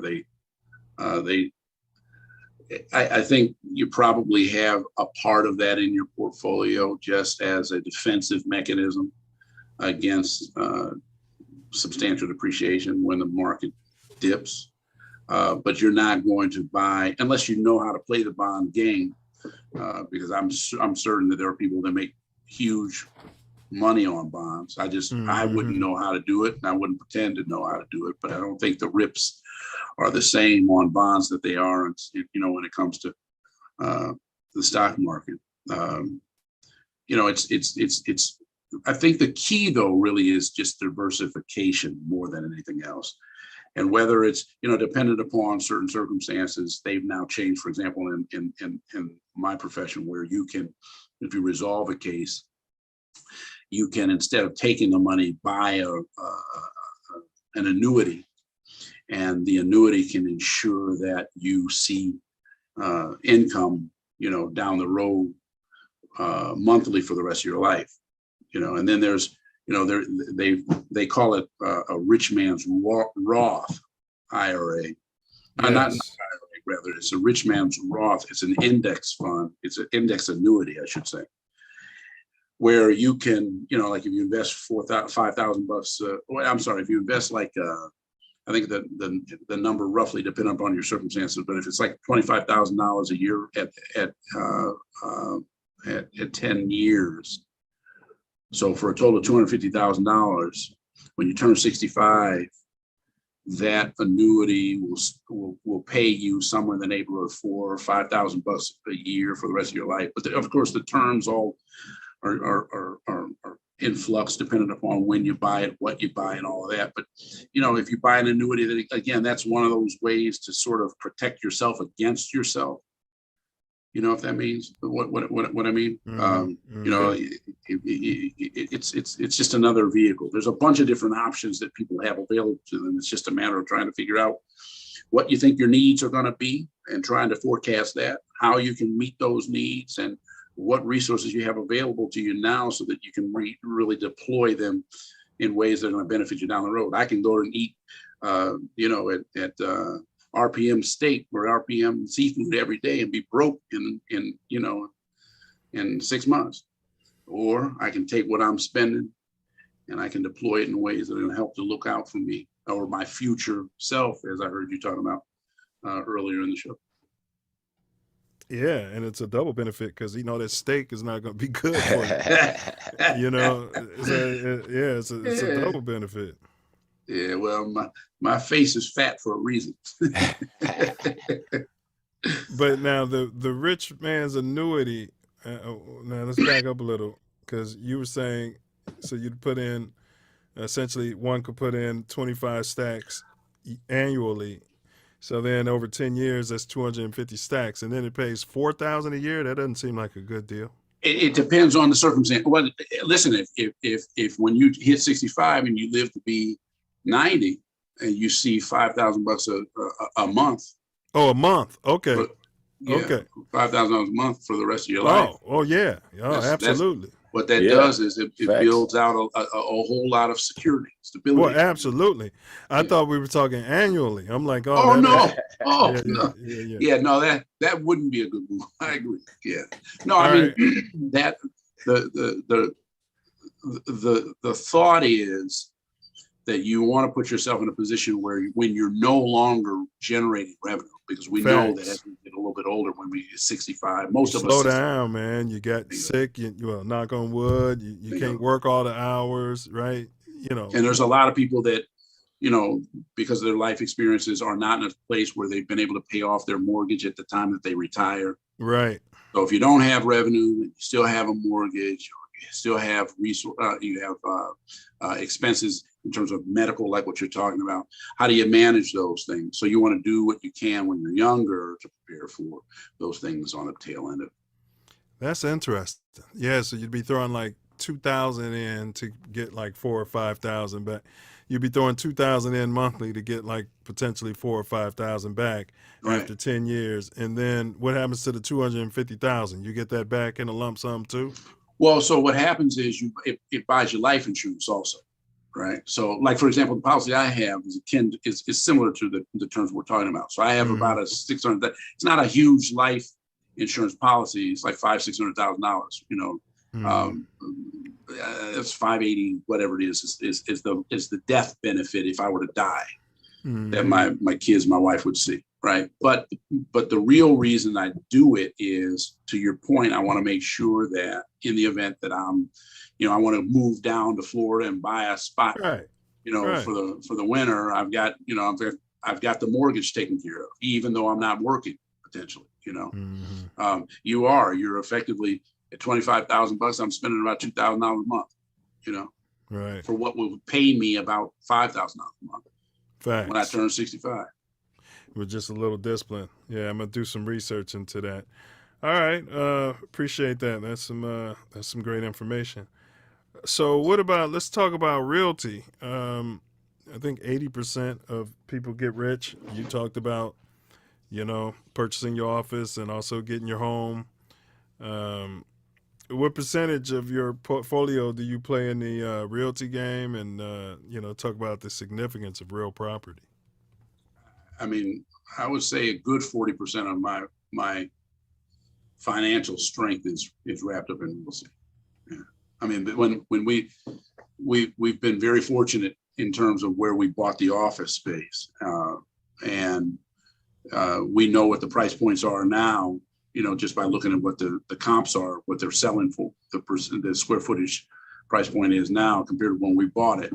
And so it's sort of a second 401k plan, if you will, and then we've been pretty aggressive about addressing our home. So there's some equity there. You really, I think, when it comes to real estate, and KB could have talked about this for sure, but it's one of those things where when you have property, you have something tangible, and you look at the regentrification that's happening over in Bronzeville or in the West Loop, and you see that's real, and that's in our lifetime. You can see a 20-year turnaround where people make massive rips because of the fact that, they made some good investments in the front end of things. I wish to goodness I had kept the condo I had when I was over in the South Loop, because the numbers have just mushroomed, But at the time I couldn't afford it. I had to sell that so I could move up. Right. Yeah, and what you're talking about is real assets. There's a lot of paper assets, like stocks. Those are paper assets, and you have a net worth on paper. But realty happens to be one of the real assets, and the super wealthy tend to focus all of their energy on the real assets. I've got a really, he's one of my mentors. They resolved a pretty significant case. And the first thing that they did was they bought one of those strip malls. And it's got 9 units in it, and they've got tenants that are paying that place off for them. Passive income, right? And it's something real. It's tangible. Absolutely. Absolutely. Right. And so when the dentist goes in and pays off that mortgage for them, and the barbershop and the the jewelry store and all of that, 7-Eleven, that sort of stuff, they've had that building, those buildings, or that complex, they've had it for about 10, 12 years. And every year that goes by, somebody's helping to pay down that mortgage on that thing. And what that effectively means is that even if they sell it for what they bought it for 20 years from now, it's money in their pocket that they didn't have to come out of. Correct. It's a heck of an investment, Correct. So correct. Yeah. And I believe they got a tax shield since they bought the property. Well, I know if you buy rental properties for residents, you get a tax break on that money. But I don't know if it's the same if you buy a corporate place and you're renting it out. I don't know the tax code on that. So in other words, you know, if you get a windfall, right, and, you know, the IRS is going to tax you on that windfall. But if you took that windfall and bought a bunch of apartments and rented them out, or a bunch of homes and rented them out, there'd be zero tax on that windfall. Of course, all that money, all that money has gone into those properties, you know, and then what you do is you go out, you know, don't quote me on this, talk to your tax guy. Then you can go out and get a loan against those properties, and there's no taxes on loans. And that's how a lot of rich people are getting by. That's why you can see like an Elon Musk pay himself, you know, $10,000 a year to work for SpaceX or the Tesla. You know, his salary is $10,000 a year, but he owns all these real assets. He owns all these stocks and stuff like that. And then they go out and get loans against it, and loans aren't taxable.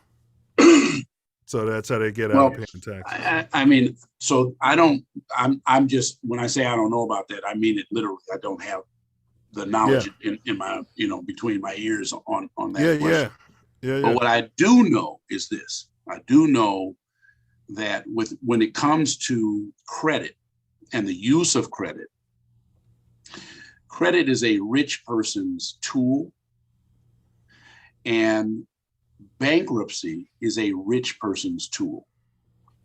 We think of it, excuse me, from, at least I won't put this off on other people. I will just talk about how I thought about credit.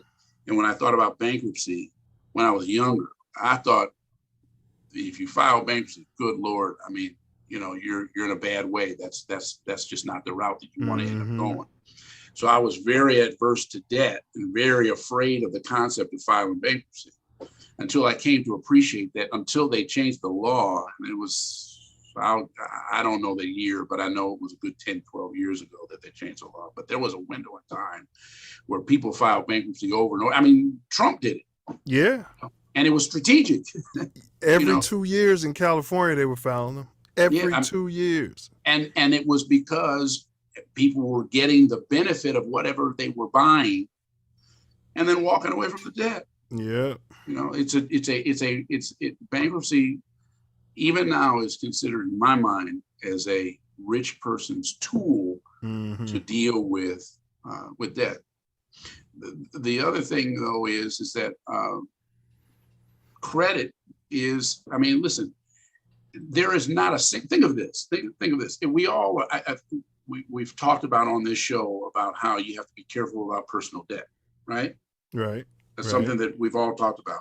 Right. And we all suggest that you should be afraid to some degree at varying levels. You should be mindful, if not afraid, of having amassed personal debt.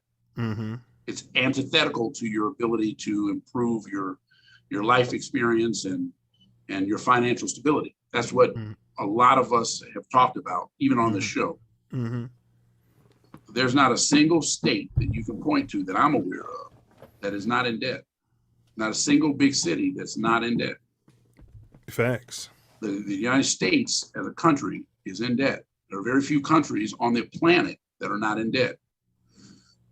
Credit is something that it is an economic structure that we all understand to some degree and gets used worldwide. It's just a matter of how you use it. So if you can play the credit game, then you can have huge advantages that come from that. Do you remember hearing the story about until they changed the code, but there was a guy that he was buying, money orders. He's buying gift cards and then cashing them in for money orders. You know, I mean, you know, millions. Yeah. Running to the post office and cashing them, and then he, you know, and then there are other people who were buying, you know, they were buying high priced vehicles with credit cards and getting the points, you know, they were using the points that they were getting from these credit cards to go buy other stuff that they otherwise never would. You know, I mean, Right. there's just all kinds of ways to work the system. You got to know the system, of course, but Yeah, you got to work the system, not have the system work you. Another point, interest for the financially savvy, interest comes to them, and those who are less savvy paying the interest out. It's like when you said, if I can get a loan for 2%, but then I'm able to invest it in something that's bringing me 7%, that interest is working in your way. It's working in your favor. So that's how the rich get richer and the poor get poorer. So and that's right. Go ahead. That's right. Go ahead, yeah. If you look at your credit score, why is your credit score important, and in what ways does it play out in most people's lives? 2, 1, when you're ready to buy a house. 2, when you buy interest a car. rates. Yeah. When those are the 2 major purchases where your credit score really matters, right? Buying a house or renting a house, buying a house. Yeah. And when you buy a car, right? Yeah. That's when it really matters. And when it comes to, if you've got good credit, you get a lower interest rate when you go buy a house, a car, right? Yeah. Or a house. Yeah. If you got bad credit, they charge you more interest.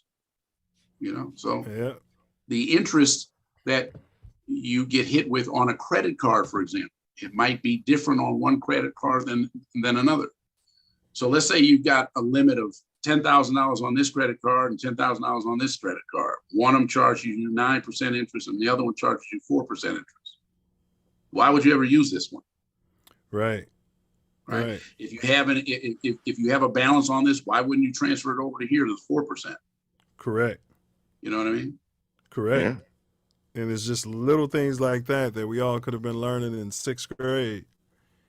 But that's not how the system is geared to run.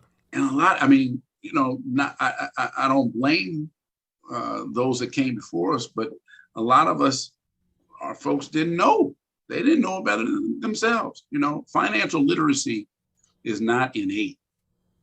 And, Brother White was talking about this a little bit, about how he was in an environment, in dentistry where, the information wasn't necessarily designed for him or was, but, when you're around people and you have them talking and you hear what they're doing and all of that, sometimes you can pick off pieces of information and apply them to your life. And these are the types of things that you're right. When we came out of when we came out of college, we didn't know about all this stuff.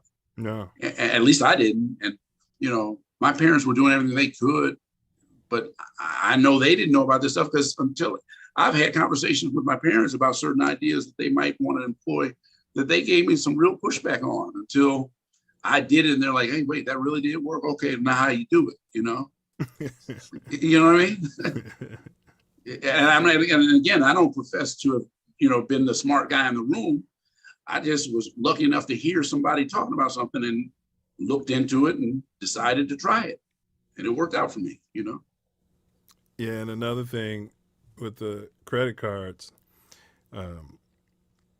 so if you have, one credit card, you're paying it faithfully on time, but then you can have one credit card, another one where you paid it late. They'll jack up your interest rate on every other credit card you got as soon as that report hits the credit bureaus. And that's another thing, right? We have to learn when we're looking to be credit savvy. We have to learn what the factors are that affect our credit scores. If you're concerned about your credit score because you want to do one of those 2 things we talked about, you got to appreciate that the most important thing you can do is to pay on time. The second most, even if all you're doing is paying the minimum, you're better off paying the minimum on time every month than to pay all of it off, but late. That's number 1. Number 2, you're better off if you have a $10,000 available limit. You want to stay under $2,000 in usage. Less than 20% usage on whatever your available credit will boost your credit score. 10% are boosted higher than that. Yeah. 10% is, man. Yeah, you keep them all under 10% and then pay them off, like you said, pay them on time or just pay it off at the end of every month. And you'll be getting all these points, earning all these points and getting all these benefits. And the credit card companies will hate you. They hate you. Yeah. Until you're ready to start your business. And then you go out there with all that extra because they keep increasing your credit limits. And then you go out there, charge that, charge that, charge that, charge that. But that's, again, that's hard money. Don't get me wrong. But if it comes to that, at least you got something, to get started. And then you can, a lot of times you want to build something and then you can go to other people and say, look, I got this hard money debt. We got to get rid of this. Invest in the company. You see the financials, you see the money coming in, but you just got to get out there and do it. And those credit cards have come in handy to kick off a lot of businesses. Yeah. Small business. Of course. Because it's a small loan from a bank, right? It's the same thing. It's just an opportunity to use somebody else's money for the time being until you can make your own. Correct. Use that money to make money. Correct. All right, we're getting towards the end. So we talked about the importance of realty. This we should have had Drew on. But what's your thoughts on the Web3, NFTs, crypto, and all of that? That you should have had Drew on. Yeah. That's my thought. Yeah. I that's a world that I don't know much about. And that brother, man, I mean, Drew, I roomed with Drew before I pledged. Yeah. That cat is one of the most brilliant guys I know. He really is. And that world, he knows, man. He knows. His brain works so fast that his mouth can't keep up with him. Correct. I mean, he just can't. He can't deliver all of the information that he knows to you fast enough. It's just he's the one to talk to about that. Did you I know it's like 11 cats investing. Did you invest in that? Are you in that group? I'm not. And here's why. Here's the reason for me, right? Yeah. So I'm 50 years old, 51 years old. Yeah. And I've got another, God willing, another at least 20 years of trying to grow this business. Mm-hmm. So I love the fact that there are other people that are out there trying to make their way and they've got their idea that they want to make happen. But I'm not where I want to be. Mm-hmm. I know what you're saying. That's 500. That's 500 soldiers that you already got allocated somewhere else. Well, I mean, there are probably, and I'm sure that you guys have this happen to you too. I can't tell you how frequently people want me to invest in their vision, and I understand that, right? But I got to make sure that my vision is sustained. It's being fueled, right? Right. And I live in a world where I work today in hopes of being paid 2 years from now. Right. I mean, it's not I work today and a month later I get paid. Most of my work is not billable. 90% of my work, 95% of my work is on a contingency. Right. I engage in a case. I mean, I can show you this wall right now where I have all my files up on the wall. I have about 500 files on the wall. The average cost that I pay out of my own pocket is somewhere in the neighborhood of about $5,000 per file. You do the math. That's my money sitting on the wall that I may or may not get back. Well, let me ask you a question. Is there a service or a stock profile or a fund where cats are saying to cats like you, I can loan you, I can give you 70% on the dollar or 60% on the dollar, and then when you get the money, it comes to me? Well, so what happens is, where they charge you a premium to borrow money so that you don't have to come out of your pocket and do so. Yeah, there are entities that will say, listen, we'll give you money, we'll lend you money to take care of your costs, but the interest rates are high. It's a credit card. Right. It's just a credit card. You know what I mean? But but on a practical level, where I invest, frankly, I have to be careful about it, and I have to I'm still not where I want to be. Right? Well, maybe I shouldn't say like that. Maybe I should say where you can sell those portfolios you got. Like you said, some of them are going to pay, some of them may not. You sell them all in a bucket to a group of investors, and they take on the risk of that. And then you sell it for whatever number you're comfortable with. You're not waiting on the money. You're not paying interest on it. But then once you finish the cases and the money comes in, now this entity receives the contingency funds. Okay, so think of it this way: about $5,000 a file, about 500 files. That's the cost. That's just the cost of that. That's not the labor. That's not my staff. That's not the lights. That's not the mortgage. That's not the parking. That's not the all of that. So I'd have to have somebody come in and say, hey, listen, we're going to give you that. We'll give you $2.5 million for the cost. We'll give you that. Well, what are they going to want in response? So for the $2.5 million or $2.2 million they give me to fund the files I have, what do I got to pay them? Nothing. So, like, let's say if you I got to pay them. So that's impossible. Well, I'm saying, if you would do that, I'd do that with you right now. Here's what I'm saying, Noop. Say if you got 2.5 million worth of files there, and somebody comes to you and says, "Look, I'll give you 2 million for them right now." No. You're okay. I'm not being. That's what I'm saying. I'm not explaining this the way I should be. I'm saying when I file a lawsuit, the $397 that comes out of my pocket.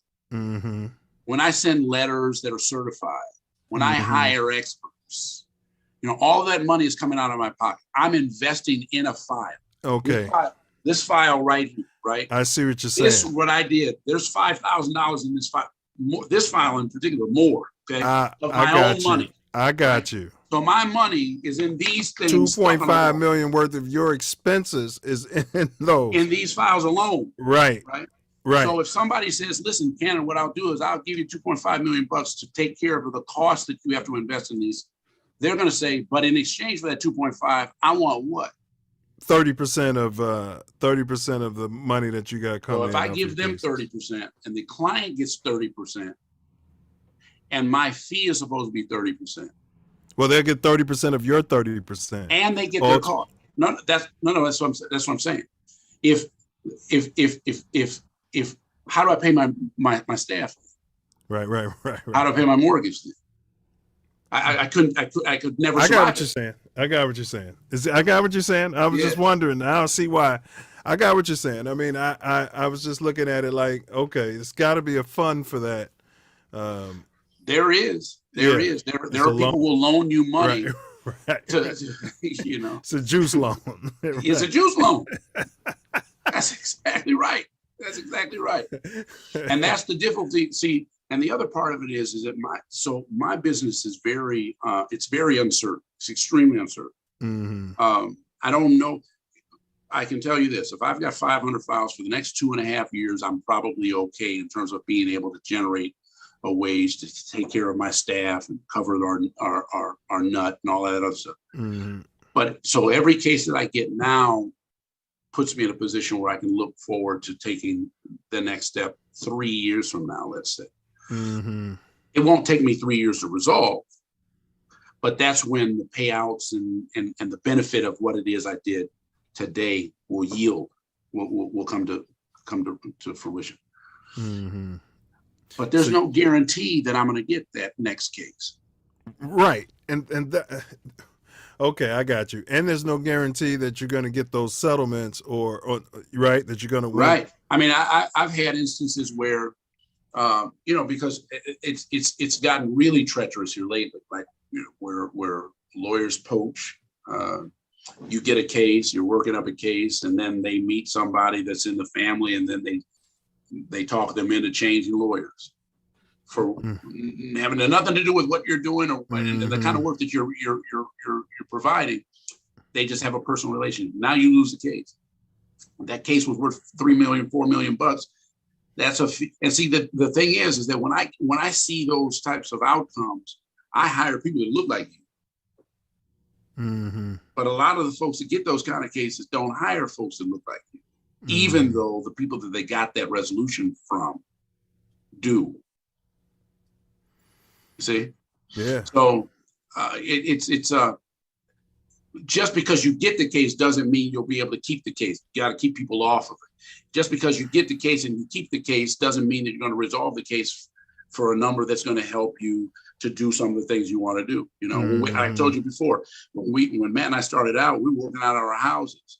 And now, by the grace of God, there are 12 families that if for whatever reason I can't get that next case, I got to look at it and say, I don't know how you're going to feed your family. Let alone know how I'm going to feed mine.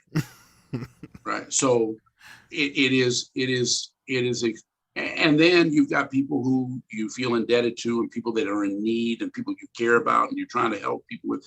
So it tempers my ability to invest in other people's aspirations. That's what happens, you know. Trust me, I understand. I know you do. I understand 100%. Because I was one of the later ones, if not the last one, or next to last to actually pay in. And it was because I'm exactly like all of my soldiers are accounted for. Like, you know what I mean? Like I'm on a path right now. And yes.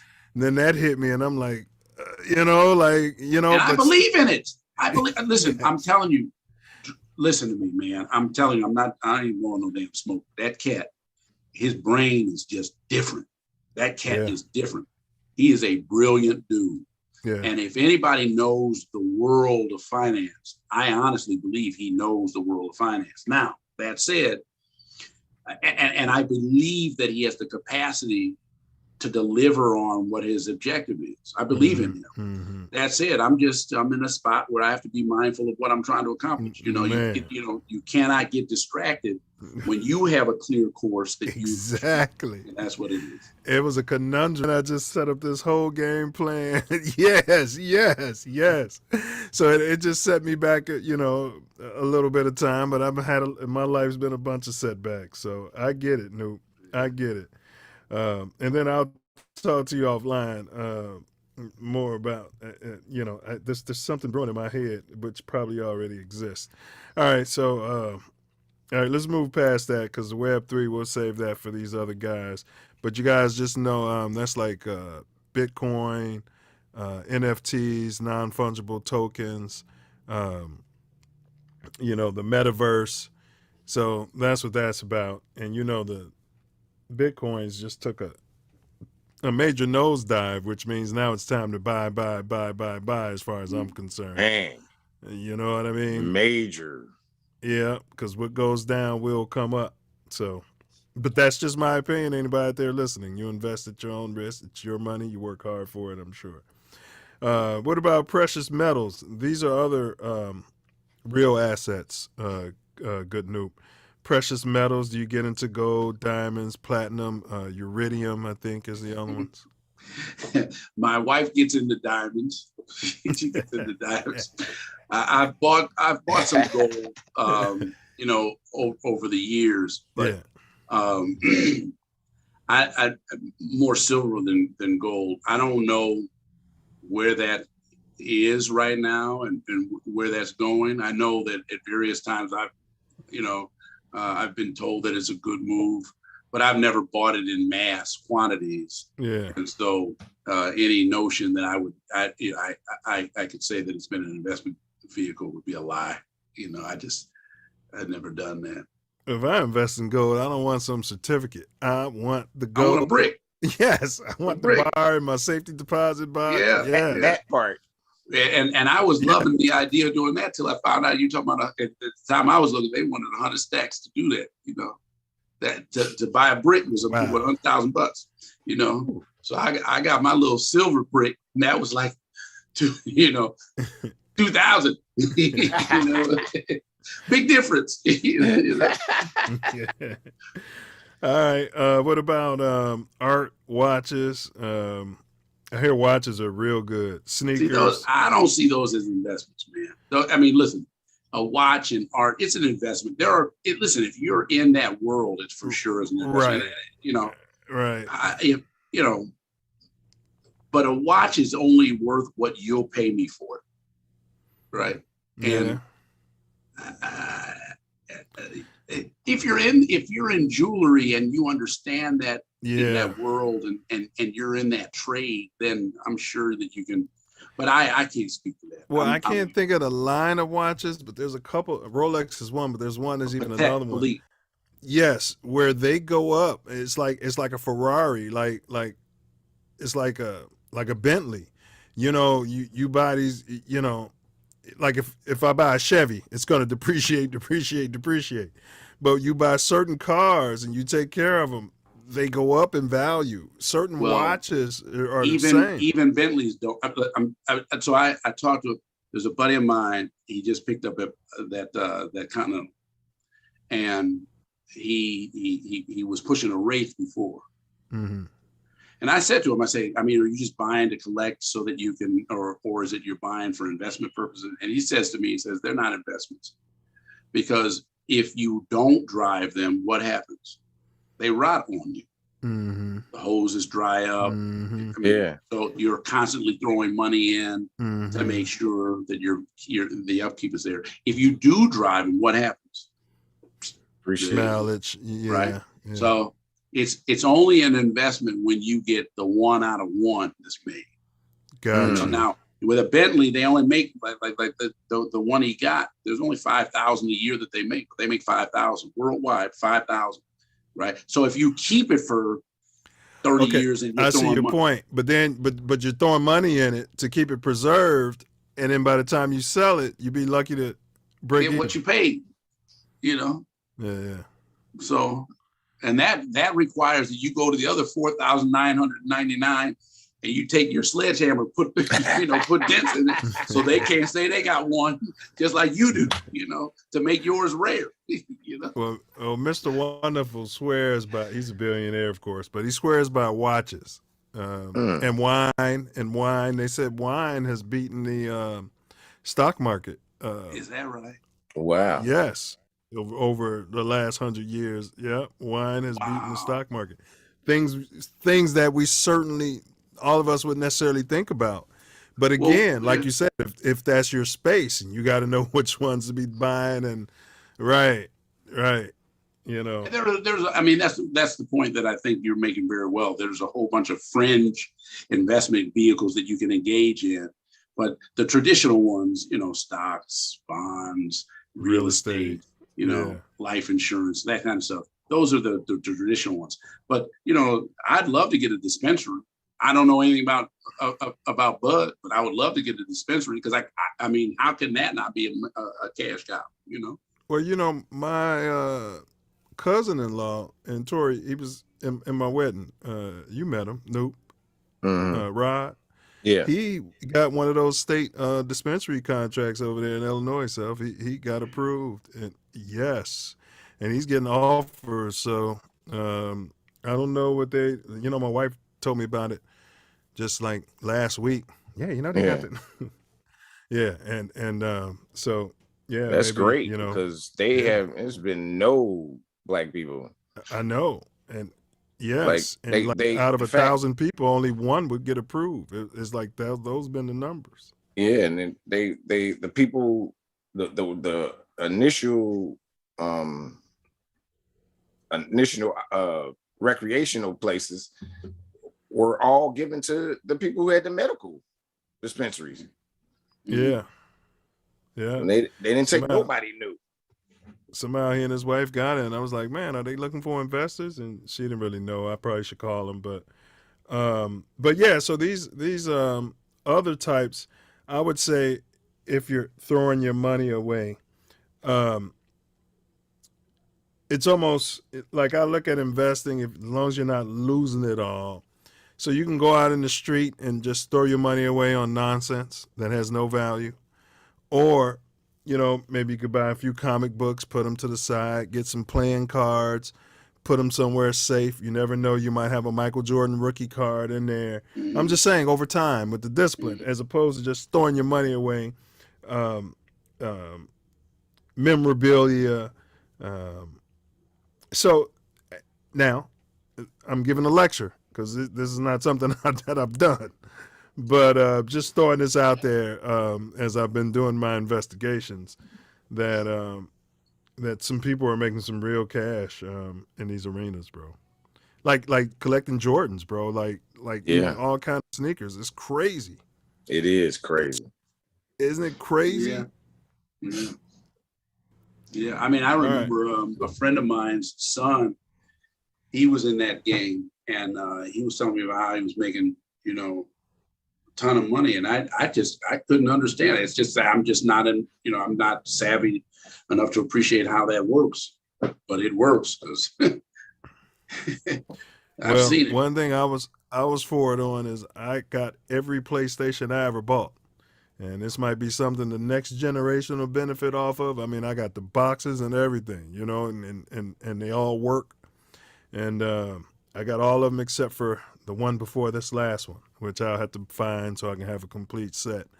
But yeah, that was just one thing I said. I'm going to get every single. Now, I don't even play them. But just to keep the set going, you know, I'll get it just to keep everything going. So who knows? Somebody, like you said, it's only worth something until somebody wants to pay you for it. You know what I mean? Yeah, like old cell phones are selling for money. Yeah, yeah. Cell phone you might have thrown away in 1999, people are paying stacks for it now. Yeah, no, that's true. That's true. Yeah. You know, it's funny. You know, I come to think of it. You know, I finished trading in a cell phone.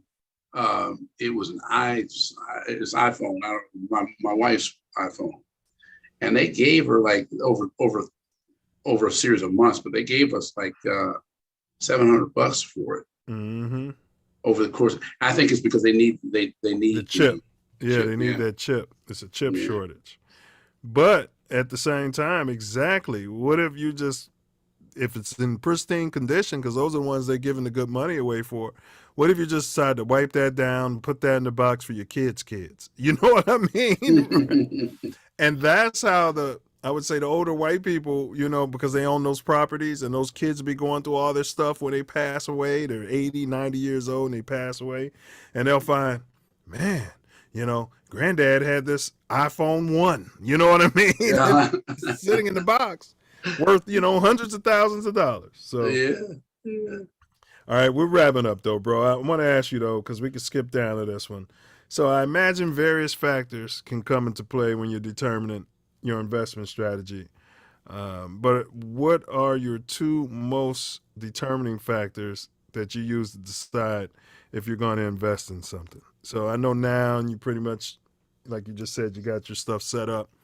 But prior to that, like what were you using? Was it, safety? Was it, you trust the person? What are your two most determining factors before you decide, okay, I'm gonna put my money into this? For me, when I was younger, it was one, I wanted to know what the potential yield would be and how large it would be. And then I wanted to appreciate what the probability of that yield was.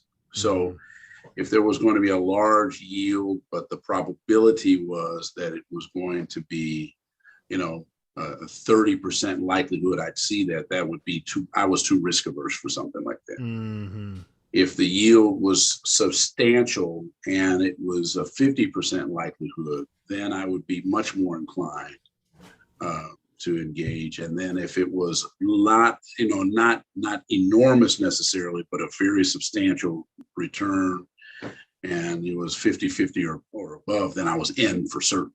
That was kind of the roadmap that I used.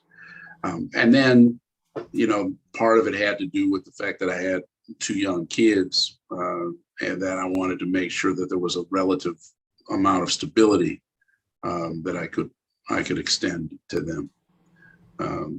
So those were really the drivers that affected how I made determinations as to what I was going to get involved in and what I wouldn't. Okay. All right. Yeah, I hear family a lot. Okay. Well said. And then all investments are highly speculative in nature, involve substantial risk of loss. We encourage investors to invest very carefully. We also encourage investors to get personal advice from your personal investment advisor and to make independent investigations before acting on information discussed. We're sitting here with attorney Cannon Lambert, and he's with Karchmer and Lambert. That's his firm. And if you are looking for a great attorney, as Self Love can speak firsthand knowledge, he's the guy to contact. We also drop their link into the chat, and I'll drop it into the comments on the actual video once the video is posted. So we're down to, I think this is the last question, unless Self Love's got something he wants to say here. No, thanks you again for doing this. Nope. Appreciate it. It's very informative and help pushing the Self Love Nation forward. Facts. All right. So last question, good Noop. What's your personal strategy or your personal key to building your little soldiers, which is your money? What's your personal key to increasing your soldiers?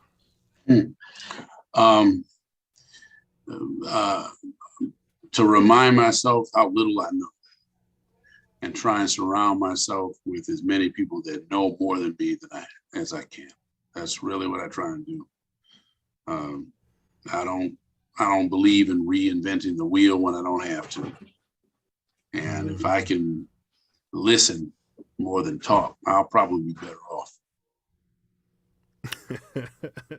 Yeah, but you wouldn't be a damn good lawyer. Well, look, I look at it this way. When you can be someone else's mouthpiece and look out for them, that's one thing. But you're probably you'll probably do yourself a disservice if you think you can do the same for yourself. If you think you know everything, you'll find out real quick life will teach you don't. But when you look at it's easy to protect. Think about it.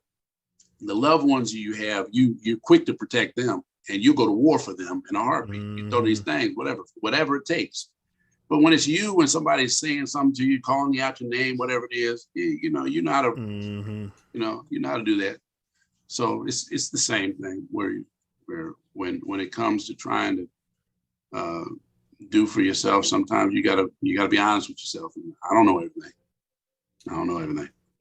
but I know there's a lot of people that know a lot more than I do. So I listen to them. It's a time to listen. It's a time to talk, and it's usually you should be listening twice as much as you talk. Amen. Thanks. All right. Any final words on the topic? I mean, listen. I think the fact that you're doing what you're doing in the first place is great. And the bottom line is that when it comes to financial literacy, it's a work in progress all the time.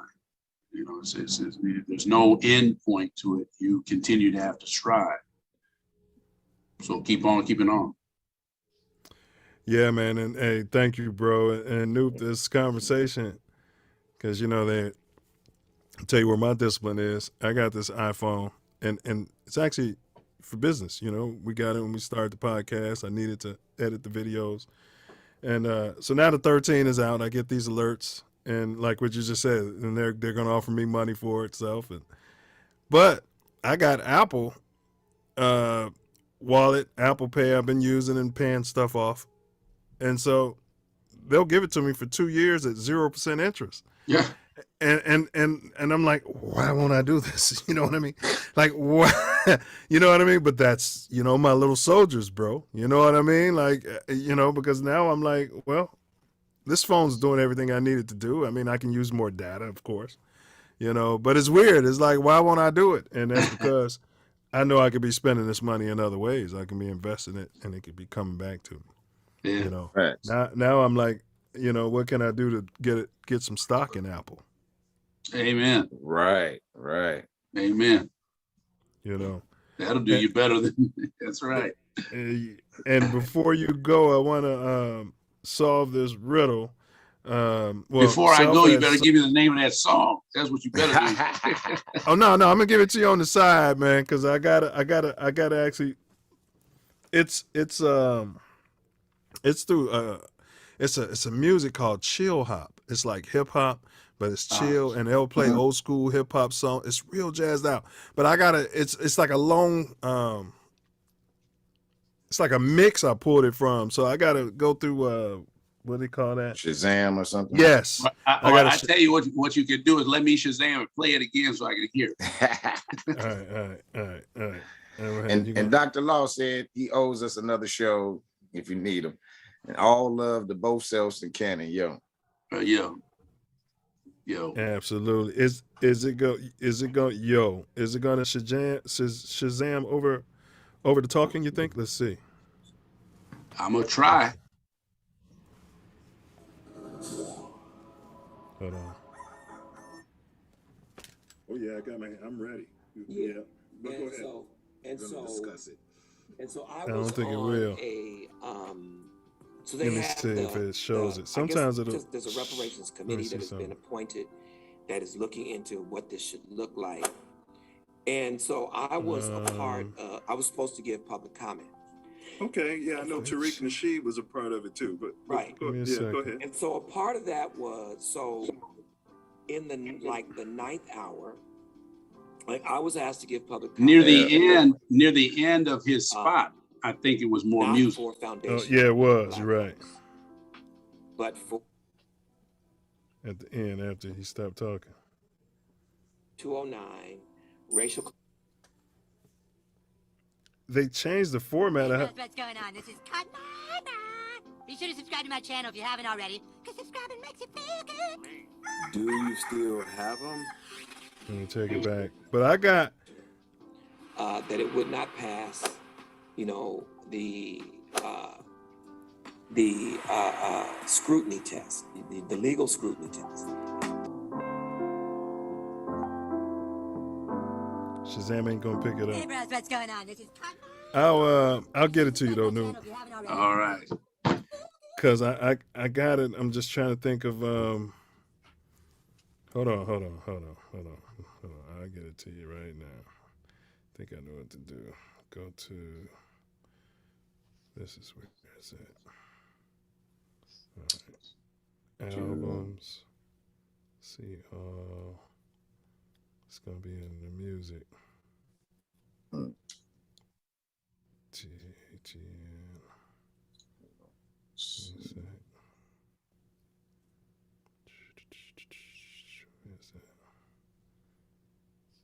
Okay, I guess we can deal with the dome teaser while you're looking for that. Yeah, can you reread itself? Yeah. So what 5-letter word has only one left when 2 letters are removed? That's what 5-letter word has only one left when 2 letters are removed? And what I came up with was stone. And I'm gonna give you guys a hint. It's something that we've been discussing all show. I would say when Mama is 0 left, right? 1, 2, 3, 4, 5. Mama is 0 left if you remove 2. Let's see. It's something we've been talking about the entire show. That's the hint.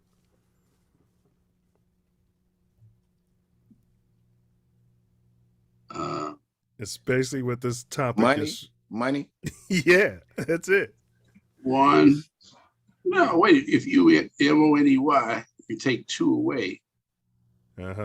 Take the M and the Y away. It leaves 1. Oh. But what Tori said was actually correct too. He said stone. Take the S and the T away. You remove the S. Yeah. All right, let me see. Yeah. I ain't never selling out because I love life. Obama skin darker, so you think it's cool. Him and Bush 10 cousins, nigga once removed. You thinking it's the truth, what you learned in school. What's this playing? Most of y'all are educated. Hold on. So it's you can.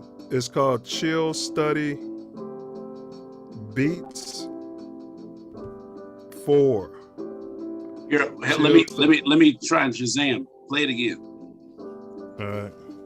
I'm trying right now. It ain't.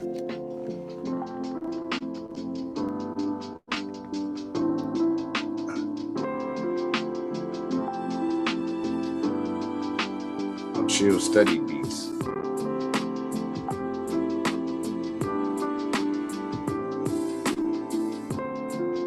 YouTube this. Look at the screen, Nope. Hold on one second.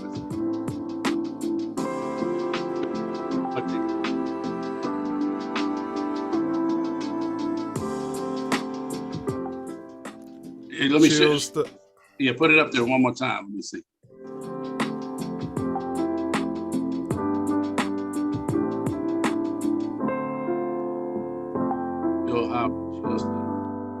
Oh yeah, and it's got a bunch of chill hop. You're gonna love it, bro. Like I put Cortez up on it. He's been banging it ever since. It's like old man. It's old man hip hop. You know what I'm saying? Oh, that hit your heart right there. That's hit my heart. Yeah. I'm surprised Self will do something to it. Yeah, it's yeah. I had that Ode to the Pros. I used this beat. Right. Yeah, I'll send you a link, Cannon. You might like that joint. But yeah. So we did that, and that's it, man. I appreciate you doing this, Snoop. Really, honestly, appreciate you doing this, bro. Absolutely. Love you, you too, Snoop. Yeah, go get you some rest. I know you be working 18-hour days. Hey, God bless y'all. Y'all be good, okay? Yeah. Yes, sir. Right. Yo. Yeah, that brother, he's still in the office grinding. Yeah. Yeah. That's how you make it happen. It's interesting you came up with Stone, bro. That's I would have never thought of that.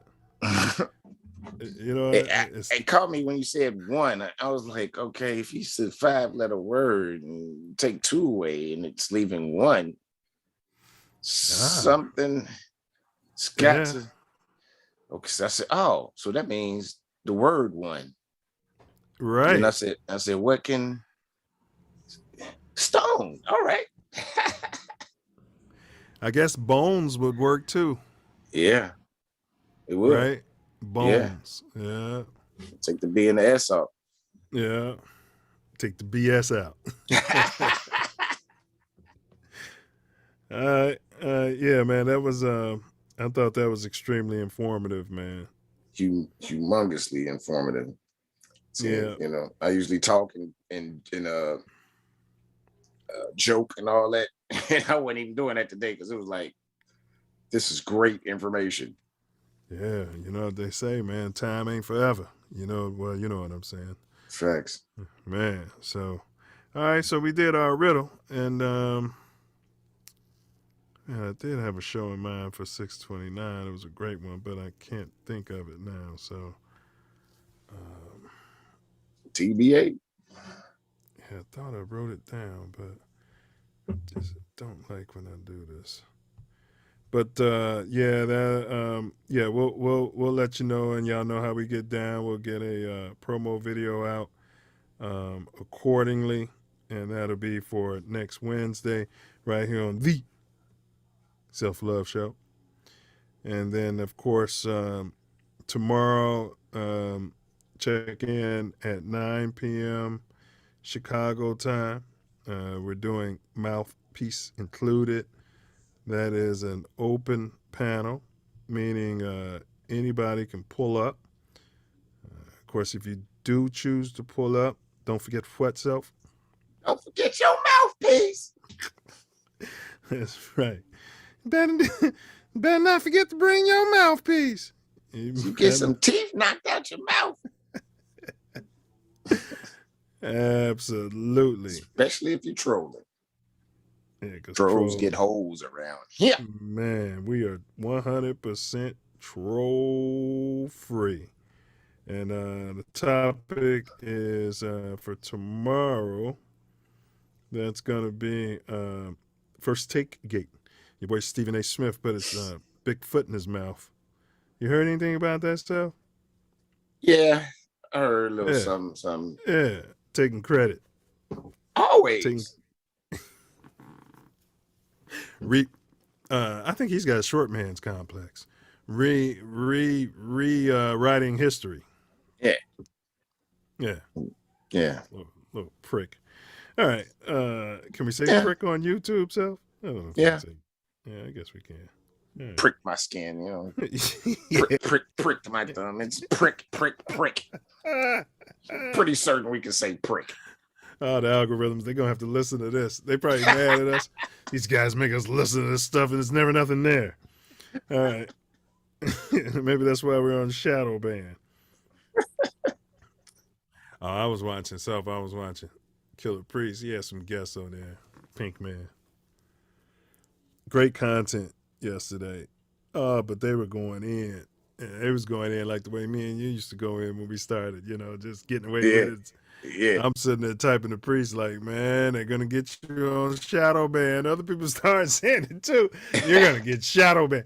Boy, they were talking about the Peter pandemic, and they had this cat on there that was breaking stuff down. He was talking about revolution. The only way things are going to change is I was like, wow. Priest just sitting there drinking his tea. I was going in about all time. Started talking about the alphabet. But I mean, got away with that?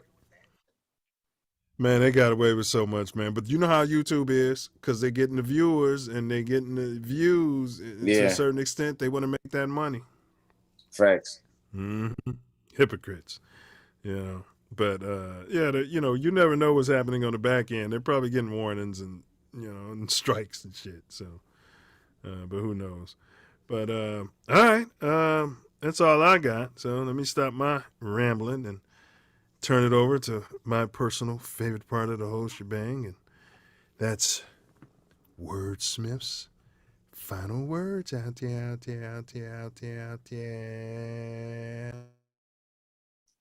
When you think about how to accumulate wealth and achieve financial stability, there are some actions you should take.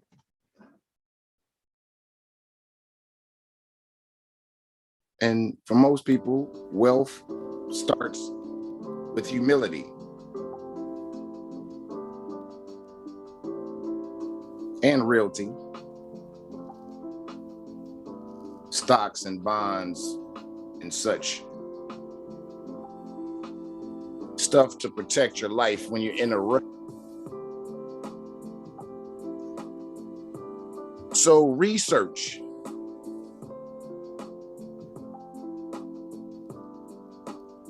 And find people smarter than you.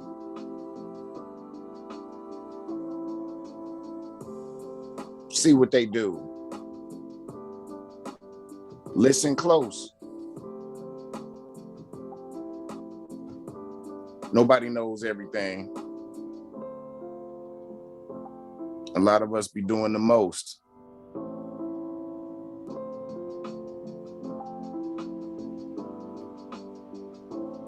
So think clear and figure out the direction you want to go in and put all of the protections. You can use life insurance and become your own bank.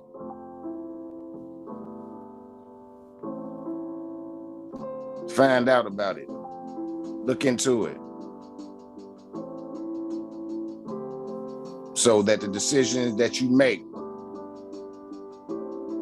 are great and work for you and yours. Gives you time and energy to explore.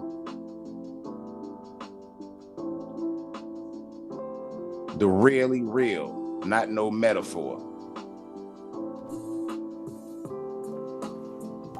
I want us all to score and win. but you have to be patient and keep grinding.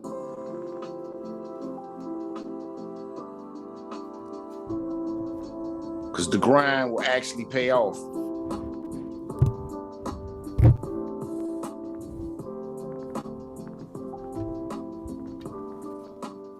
You won't have to take no loss.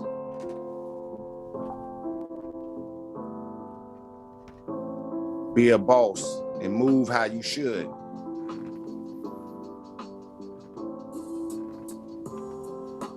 How many of these fakers wish they could.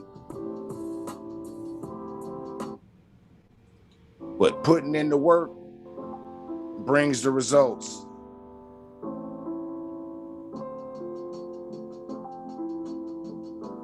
And true wealth is health. So take care of your body, mind, and soul. Be disciplined in how you roll. Words. Facts. Word. Yes, sir. All right. So, y'all know what we do. First off, before we close out, we want to thank everybody for, popping in today. And, yeah. So let me find something to play. Facts.